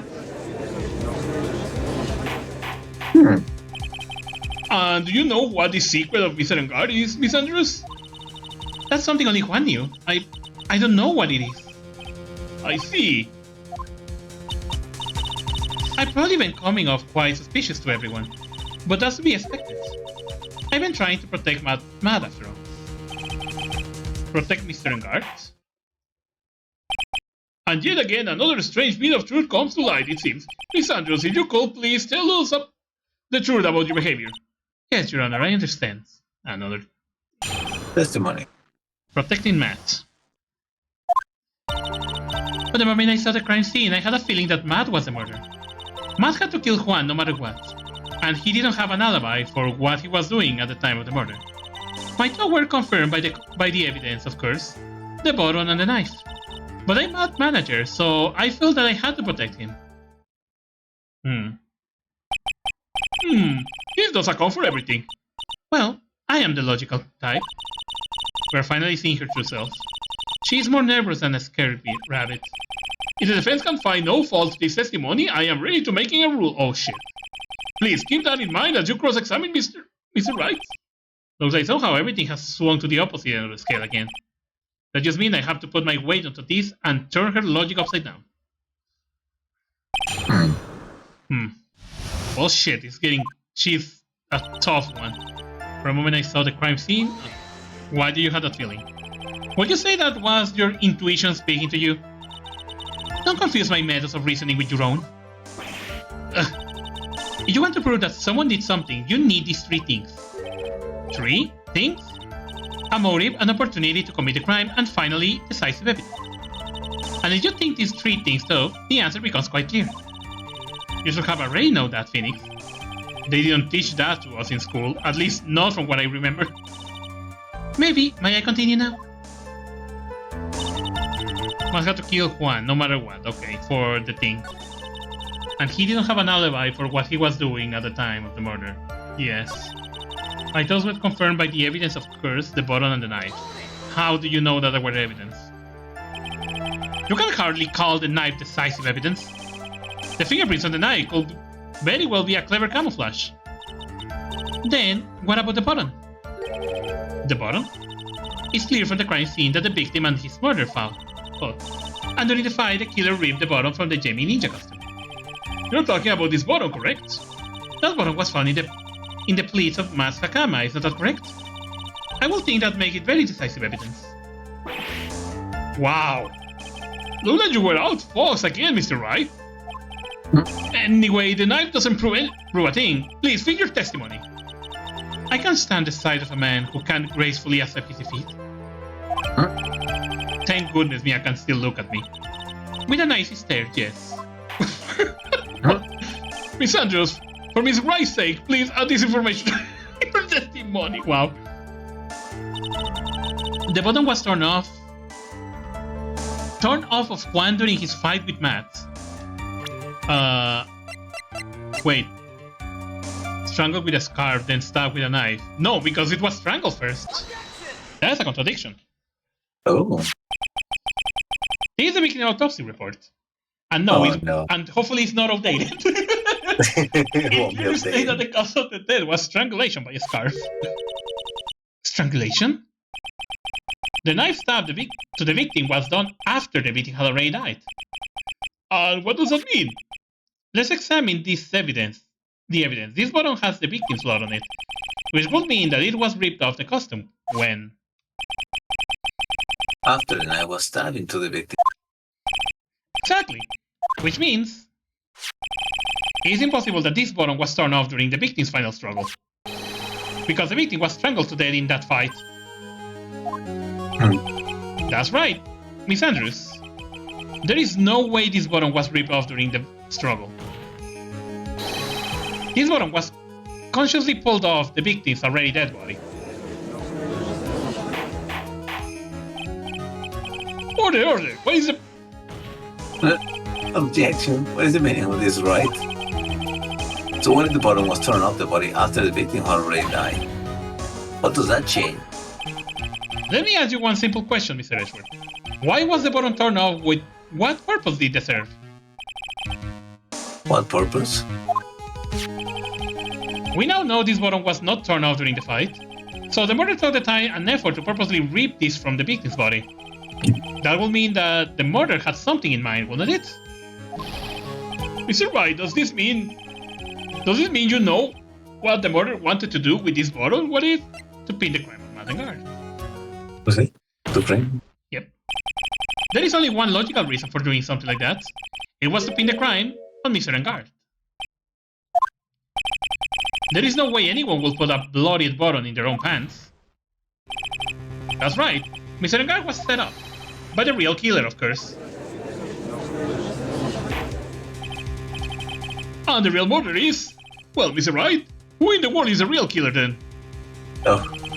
Finally, I can't believe I managed to bring this trial all the way up to this point. Phoenix, you can't let your guard down yet, not until the very end. The real killer of the person who planted the frame is guards. It's her. The manager? Miss Adrian Andrews. I choose you. You are Mr. Corrida's killer.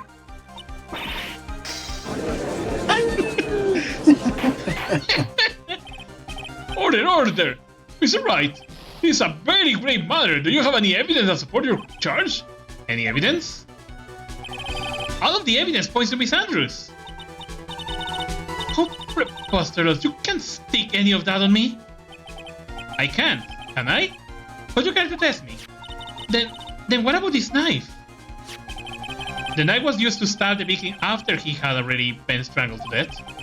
It was used to throw suspicions at the mountain guard, naturally. A knife covered with the defendant's fingerprints could only be taken from his room. And the only one who had dinner with him and knew which knife to take was you. Yay! Then, what about the button that was found in Mascakama? This button was removed from the victim's body after he had already died. The only people who could done so were the person who found his body or the killer. However, if Mr. Angar was the real killer, there is no way he would have put such incriminating evidence on Hakama. Another pair of glasses. The only person who could have put this button into Mr. Angar's Hakama is the person who went to wake him up with his snap, which is you, yet again, Miss Andrews. I see. What about the empty guitar case? That is also another piece of evidence that incriminates Miss Andrews. The costume was used to hide the real killer's identity as they flee the crime scene. Now, who could have known that there was such a costume inside the guitar case? It could only have been the person who prepared the costume for the victim. And that person is you, Miss Adrian Andrews. Objection! But Miss Andrews' fingerprints were nowhere to be found in the guitar case. And it was you who proved that she was not wearing gloves at the time. That's right! That's because she did not intend on leaving any prints. If anyone had found out that she had touched the case, they would have asked her why. So to avoid leaving any prints, she used a towel or something else to open it. But the glass of tomato juice is a different story. Miss Andrews purposely left her fingerprints on the glass to show that yes, indeed, she was the classic Dave's discovery of the dead body. And on top of it all, there is this photo. A photo of the killer as they exit the scene of the crime. No reasonable person on earth can believe this nickel samurai is Mr. Angard. He will be much too short for his own costume if it was him. Speaking of how tall people are, Miss Andrews, you're also kind of short in stature, are you not? Please stop. Well, how about it, Miss Andrews? I got her this time. Miss Andrews? I refuse to testify. What was that? She's cornered. There is a law. It says I can't be forced to testify about something if it can incriminate me. Oh. Well, yes. Yeah, there is actually a rule that, but the problem is that if you use that rule and something comes out, you cannot defend yourself because you are already using your right to remain quiet. So that can backfire bad to her. You are absolutely correct, Miss Andrews. The law does provide us with a way to avoid self-incrimination. By allowing a witness to not testify if the testimony can cause damage to themselves. What? Pleading the fifth is not something most people will think to do on the spot. Actually, thinking back to yesterday in Mr. Angard's room. Adrian Andrews. Yeah, he had always say. Oh, it was all fucking Francisca. That's it. That's what Francisca planned this idea into her head. She must have told Miss Andrews to not testify if things look bad. You did a good job proving everything up to this point, Phoenix. But there is still one thing you have not done. Something I have not done. Oh. What's wrong, right? Are you finished already? Run out of evidence? Why is so humorous, Mr. Edgeworth? I'm sure you realize this as well, Your Honor. But everything the good lawyer here has proven up to this point is meaningless. What? Is that so? Everything you have proven is circumstantial. Circumstantial? Is that so? Oh, yes, circumstantial. You have yet to provide a single piece of definite proof. Prove that Mr. Andrews did in fact harbor a wish to murder Mr. Carrera. The suicide note? Miss Andrews, did you want to kill Mr. Corrida? I believe this might lead to my incriminating myself, so I will abstain from answering. But, Miss Andrews, if you do that, it will be the same as admitting your guilt, don't you think? Maybe so, or maybe not. There is nothing to prove it either way. Besides, you don't even know what crime I will be guilty of due to my silence. Oh, she's taking that defiant attitude again. Mia, what should we do? Somehow we landed in the worst possible situation. Damn it! I think we have reached a certain conclusion at this point in time. Miss Adrian Andrews has refused to testify, and the defense theory that she is the actual murderer has not been fully sustained with solid definitive proof. But that's not true. In this situation, there is only one thing this court can do, and that is to declare a recess. Recess? I request that both the prosecution and the defense look further into this matter, and at tomorrow's trial... Tomorrow? We don't have tomorrow. If we don't get not guilty verdict today, then... Please wait, Your Honor. That's not necessary. The trial... Please continue the trial. What are you sweating for? Your client is getting one more day to live, isn't he? That's not it. This is not about that. Edgeworth, I know you know who the real killer is. Please, let the trial continue. If I don't get the verdict, then Maya... But it's impossible to continue as long as the witness refuses to testify. Now then, this court is... Sure. It is not impossible for this trial to continue. Mr. Edgeworth, what are you? It's true Mrs. Andrews holds the right against self-incrimination. However, if the topic of conversation were something unrelated to whatever she may be guilty of, then she had no right to withhold testimony. Yes, that is very true, but... Actually, there is one little thing that I'm curious about. Mrs. Andrews, when you found the victim's dead body, you poured yourself a glass. Yes, and? I can't help but to think how natural that is. Yes. When one finds a body, they're shaken out, not stirring a glass of juice. Exactly, makes no sense. So my actions were unusual? Was I already... Before you speak, I want you to state that if you have a reason behind your action, I would like you to testify to that effect. Testify? Your Honor, I would like to request that the witness testify again as to what happened when she first discovered the victim's body. Whatever we find out in this testimony should in no way implicate the witness. I don't know what he's about Edgeworth today, but I can't get a good read of him. Yeah, like he keeps switching sides. Is he friend or foe? I just don't know. Like he wants you to lose, wants to continue the trial, makes no sense. Exactly. The court acknowledges the prosecution request. Miss Andrews, if you please. Okay, I think this is the last. Sense, like, It does make sense. It would be weird. Like she just pours a glass of wine. Like I'll toast to this dead man. The glass of juice, I didn't really pour it for myself. I was surprised when I walked into the room and saw it in that messy state. And Juan, he was sitting slumped over and tired, looking in the corner.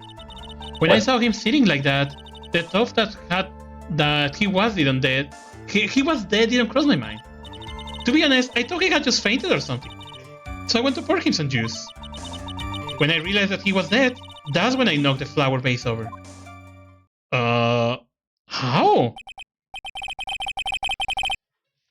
So, you poured a glass of juice for the victim? Why didn't you say so in your earlier testimony? I don't think I needed to include something so trivial. Please be careful here. If you cannot find anything wrong with his testimony, there is nothing left. I know. What the heck is going on in that brain of yours? Now then, Mr. Wright, you may begin your cross-examination. Okay, I found something that really caught my interest. The glass of juice didn't really pour it for myself. I was surprised when I walked into the room and saw it that my state. And when he was sitting slumped over and tired looking in the corner. When I saw him sitting like that, the thought that he was dead didn't cross my mind. Where is the photo? Prime photo. There we go. Objection! Why didn't think that? He had a knife sticking out his chest. Mm. So you honestly didn't think he was dead when you found him? No, not at all. Even though this is what you saw when you discovered the body? Yeah, looks. What is the meaning of this? Isn't it obvious, Your Honor? There is a knife sticking straight out of Mrs. Corrida's chest. Anyone who saw this scene would have immediately thought that there was a dead man. Well, you see. I doubt a single person in the world will mistake this for some who fainted. And then so nonchalantly go pour something to drink. Your point is, Miss Andrews, your testimony just now, it was all one giant lie. And your lie was proven on one thing very clear, that you're the real killer.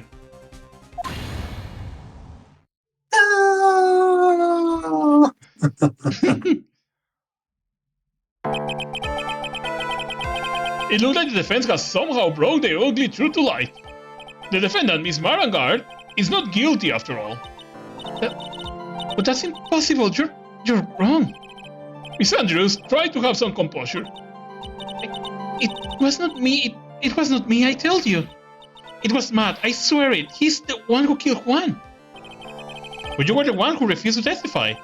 And your reason for not doing so was that you might end up incriminating yourself. That's because... Miss Andrews, I will give you one last chance. What exactly are you hiding that might incriminate you? I refuse to testify. Didn't she use it already? I think she is refusing to testify on what is supposed to be the incriminating thing. Then there is no need for this court to continue any further. Mr. Marangar's innocence has been clearly demonstrated. Is it over? Have we found the truth at last? What's wrong, Phoenix? Usually the real killer confesses his or her guilt. And now that I think about it, this is the first time someone hasn't. Now then, I would like to hand down my verdict for Mr. Marangard. Objection! Oh God. Get John. Edgeworth. Your Honor. That's not over. The prosecution feels that it would be premature to pass down a verdict at this time. What? The reason is quite simple. God. This witness has yet to speak the absolute real truth. Yeah, what he's hiding. What she's hiding. The absolute real truth? What are you... Witness, don't you understand yet? Huh? I don't know who planted this silly idea in your head. But as long as you protect yourself through your silence, Madigar will go free, and in his place, you will become the guilty party. That's a lie. I don't believe you. What? I was told if I spoke then it will be all over and Matt will never be declared guilty. What in the world is she talking about? Has she lost it? I can't speak about it. I'm too scared. Is Francisca Von Karma? Don't you remember, Phoenix? Miss Andrews lives by gripping tightly onto the words of another. Because she doesn't have the strength to believe in herself. Yeah, she have a self-confidence problem. Then, right now, Miss Andrews is... Yesterday, she was tossed a lifesaver by Miss Von Karma. Don't say a word no matter what happened. If you do that, Matt and Gar will be acquitted. Miss Andrews undying believes in these words right now and is clinging onto them. Then what we shall do? This is the first time I ever come across anything like this. But Miss Andrews has to be the killer, right? All we have to do now is get or not guilty. That our only priority. It's our only priority. It wasn't me. I'm begging you. Please believe me. I didn't kill Juan. Please, someone help me. Yeah. Mr. Wright, Your Honor. The court can continue on like this. Therefore, I'd like to hear what you intend to do. What I intend to do? What am I supposed to do? What am I supposed to say? Right. I suggest you to think very carefully about this. Think about what this witness is and what she did not do. Think about who is the real mastermind behind this crime. Who's the real mastermind? It's not that obvious. There is no one else it could be expected. The woman crying over there, right? But woman Francisca would want to incriminate Matt. That's the thing. Okay. Come now, what would you do? What kind of man are you, Mr. Phoenix, right? Yeah. I have to win a complete acquittal today. There is no way around that. But I can't bring myself to do it like this. Not when she's making a face like that. Miss Andrews, I would like to know what you're really hiding. Mr. Wright, are you sure you know what you're doing? Sure. Mr. Engar will get an acquittal, but in his place, you will be found guilty. Is this how you really want this trial to end? Be quiet. How dare you? You're trying to trick me. That's enough. I commend you for trying, Mr. Edward. However, it's clear that the defense theory is the truth. You're wrong.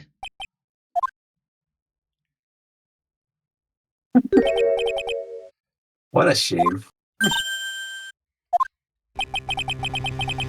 I hope things wouldn't come to this. However, What is it, Mr. Edgeworth?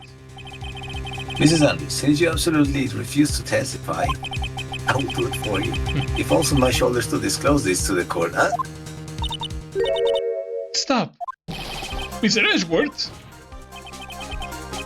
This witness, how should I put it? She has an illness. What? And because of this illness, she has tried to commit suicide in the past. Oh, she's going to reveal her... He's revealing her secrets. Stop! Please stop! No matter how much you want to hide it, it's no use. I have the evidence right here. That's the second part of the suicide report. The attempt suicide report. What would you know, witness? You know what I'm about to do, don't you? I will not reveal to the court the true nature of the pitiful woman known as Adrian Andrews. The secret of her dependent nature. Having other people know about this scares her more than anything else in the world. Please stop! I beg you, if people find out, I'll... If you're going to say you would choose that is no concern to me. Oh, it's cold. Edgeworth, how can you be so cold? Yeah, he's cold. However, before you die,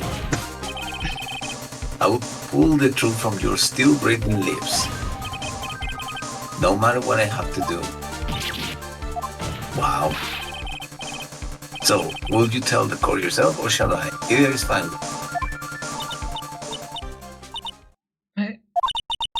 I talk, but please, help me. I still don't get what's going on. Nothing matters anymore. Okay, this will be the final piece of testimony before the trial ends, and I can call it for tonight. When I first saw him, I really thought he had fainted, honest. When I realized he was dead, that's when I formulated my plan. Once I made sure there was no one in the hallway, I made a dash back to Matt's room. And then, I stabbed Juan's dead body with a knife and ripped off the bottom. Just when I finished and was returning to Matt's room, I had a bit of an inconvenience.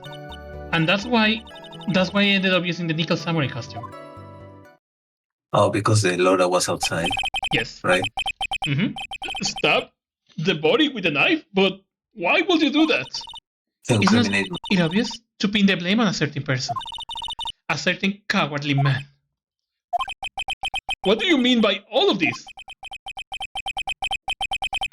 It might make this court a little while to understand. Might take this court a little while to understand, but this is the truth. The real killer is Matt. That scumbag of a man, I'll never forgive him. He's trying to escape his guilt again, just like last time. Last time? So Mrs. Andrews stabbed the victim Juan Corrida in the chest with a knife. She didn't do it with murder in mind. How do you stab somebody with a knife with not having murder in mind? What the hell? She did it with the intent of framing me out, thank God, for the murder. Also, let's keep that in mind. Even if it's a corpse, you find a dead body and you try to incriminate someone, even knowing that you're stabbing someone, even if it's dead, it probably will be like one of the most uncomfortable feelings you might have. It'll probably what? It'll probably be one of the most uncomfortable things you will do. Even if you know that that person is dead, just the idea of plunging a knife into someone's, it will be something like, you will be like, oh God, what am I doing? Yeah, but like still, how would you stab somebody with a knife without the intention of murder? That makes no sense. Exactly. What do you expect that to do to them? Tickle? No. Yes. This is her crime. Wait, did she say she found him fainted? Yeah, he found him fainted. How is this possible? I mean, wasn't Miss Andrews supposed to be the real murderer? Mr. Wright, please get over your shock and commence the examination. Okay, time It was fainted already? When I first saw him, I really thought he had fainted, honest. Oh, But okay. you could tell from the state of the room was been a fight. Are you telling the truth when you say that you didn't know he was dead? He had a scarf tied around his neck. But that scarf is part of his jamming ninja costume, so I didn't think anything about it was strange. His head was also tilted down a bit, so I could not see his face that well. That's why I thought I'd wake him up and went to pour the juice. So there was no knife? He was dead, So there was no knife on him! Oh, what? Wait, she found him dead with the scarf? Yes. But because apparently she said that it's part of the costume, she was not doubting that she was dead. What is this plan you had? I knew right away the murder was Matt. I knew because he was going to expose Matt's weak point in the world. So Matt did this to stop Juan and silence him for good. That's when I thought I should force some evidence and pin this crime on Matt. So the forged pieces of the evidence were the knife and the bottle. The first thing that came to my mind was to plant the knife. As I made sure there was no one in the hallway, I made a dash. So the knife was not there. That was so you could get the knife, correct? Yeah, the knife was from last. The knife was Matt used at dinner. Had his fingerprints all over it. I thought if I used that, then the police will certainly turn their eyes towards him. Matt was napping with his costume on at the time. I slipped in, took the knife, and returned to the scene of the crime. And then I stabbed one dead body. Wow. So you were the one that stabbed the victim with a knife? It gives me goosebumps to think about it now. What a horrible thing I did. But at the time I could not control my own body, it moved on its own. Then when I stabbed Juan's dead body, I suddenly realized something. If I use the button somehow, I could make Matt look even more suspect. So you thought to rip one of the buttons off and then plant it in Mr. Engar's Hakama. Yes, that's what I had planned to do. But things never go that smoothly, do they? Just when I finished and was returning to Matt's room, I had inconvenience. An inconvenience? There was a woman with a camera ready loitering in the hallway. I'm willing to bet my spikes it was Laura. There was also a woman with a ray gun already pacing back and forth. That's this all back for you. had already been caught and made into a big scoop for a certain weekly tabloid once.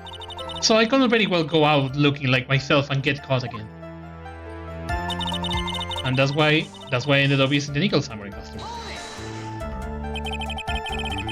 You were the one who prepared that costume, weren't you? Yes, I took it from Global Studios. I also put it into Juan's guitar case the day before the award ceremony. Did this in preparation for the press conference, correct? Yes, Juan wanted to wear that costume and hold a press conference in it. He was going to disclose Matt's big secret there. And what is the secret? That, I don't know. Anyway, I thought that if I were to leave Juan's room in the Nickel Samurai costume, the people would think that Matt was the real murderer. I was very careful not to leave any fingerprints when I opened the guitar case. I absolutely did not want anyone to know about the costume. I think we had enough. So after that, you went back to Matt and Gary's room and planted the button. Into Matt's hakama? Yes. After that, I folded up the costume I was wearing and put it into a bag. Then I snuck out of the hotel and got rid of it. My word, what does all this mean? Mr. Edgeworth, is it? The real criminal is Marangard. Yesterday, that woman prosecutor set me down for a talk. Francisca? She said that I should under no circumstances confess that what I had done. That if I just keep quiet, that Matt will be found guilty for sure. I had no choice but to believe in her words. So wait, she's saying that when she came in, she found him already dead? Yeah, she found him dead, but because... Wanted to incriminate her. Yeah, she wanted to incriminate Matt. She was not expecting that he was dead, so that's why he poured the juice. And when he got close and noticed that he was dead, that's when he planned to frame Matt. So she was not the killer then, somebody else killed him. Yep. I mean, wanted to frame Matt, but she was not the killer. She was then. not the killer. She was just someone who was trying to incriminate it. What this witness has done is clearly unlawful. However, as long as her testimony stands, we can be certain she is not the real killer. Wait, Your Honor, the defense still... Right. It's pointless. At this point in time, it is not possible to indict Mr. Andrews on anything. Yes, exactly. There is not a single piece of evidence that points to her as the murderer. The cross-examination of the witness is over, and so is today's trial. You can establish that witness was the culprit. Please let it go, Mr. Wright. But... Mr. Edgeworth, please place Mr. Andrews under arrest for further questioning. Understood, Your Honor. Prosecution will arrange for her detention immediately. That is all. Court is adjourned for today. Oh. Try to prolong the trial as long as possible. Yep. Wait. Are they still there? Oh, thinking about like Maya. Today's trial is over. And I didn't win an acquittal. Oh. Witness, would you mind if I ask you something? Edgeworth? What is it? Before you leave court today, I wonder if I might look at one thing. Card in your hand. It's had my interest for quite some time now. What exactly is it? Yeah, she keeps fiddling with it. Oh, this? Mr. Wright also asked about this. Although I remember at the time you asked me about it, Mr. Wright. I remember just now. I found this in the room on that day. The room? That day? Yes. I found this card when I discovered Juan's body. It was lying there right next to him. You found that card next to this victim body? I suppose it must have unconsciously slipped into my pocket. But it's not as if the card has any relevance to Juan's murder, right? Yeah, I guess not, but it's still strange if you ask me. But as far as a clue in this case, I don't see why... Hold it. Edgeworth, witness that card. Give it to me. Hurry. Edgeworth? What the heck? Now what the heck? Do you have any idea what you have stupidly yet inadvertently done? This, I can't believe you hid this from me all this time. I didn't mean to. What is this all about? I never seen Edgeworth so emotional before. It looks like a seashell. That card? What in the world is it, and what does it mean? We continue. Well, find out next time. Yeah. By the way, in case your people gonna ask for tomorrow, Chell already have an appointment with family to go eat outside, so he's not gonna be with me tomorrow. Yeah, I'm not gonna be available for tomorrow. I'm gonna be out, so I'm probably gonna have to watch the end of this case in a repetition. Yeah, in a replay. So yeah, just in case you guys tomorrow come and you're like, where is Cello? Yeah, he already got an appointment, so he's not gonna be tomorrow. Just to let you guys know. I got family business tomorrow, so I'm not gonna be available. But yeah, so again, thank you actually for being here and voice Edgeworth, because let's be honest, he's the character who fits you the most for. But so you say. I still don't see like the resemblance that the similar things between him and I. I mean, I guess the only thing I can say that is like when you say Edgeworth is an asshole, then I can be like, well, you bite me a lot, so I guess that counts. But no, but I feel that it's because of that, because it's like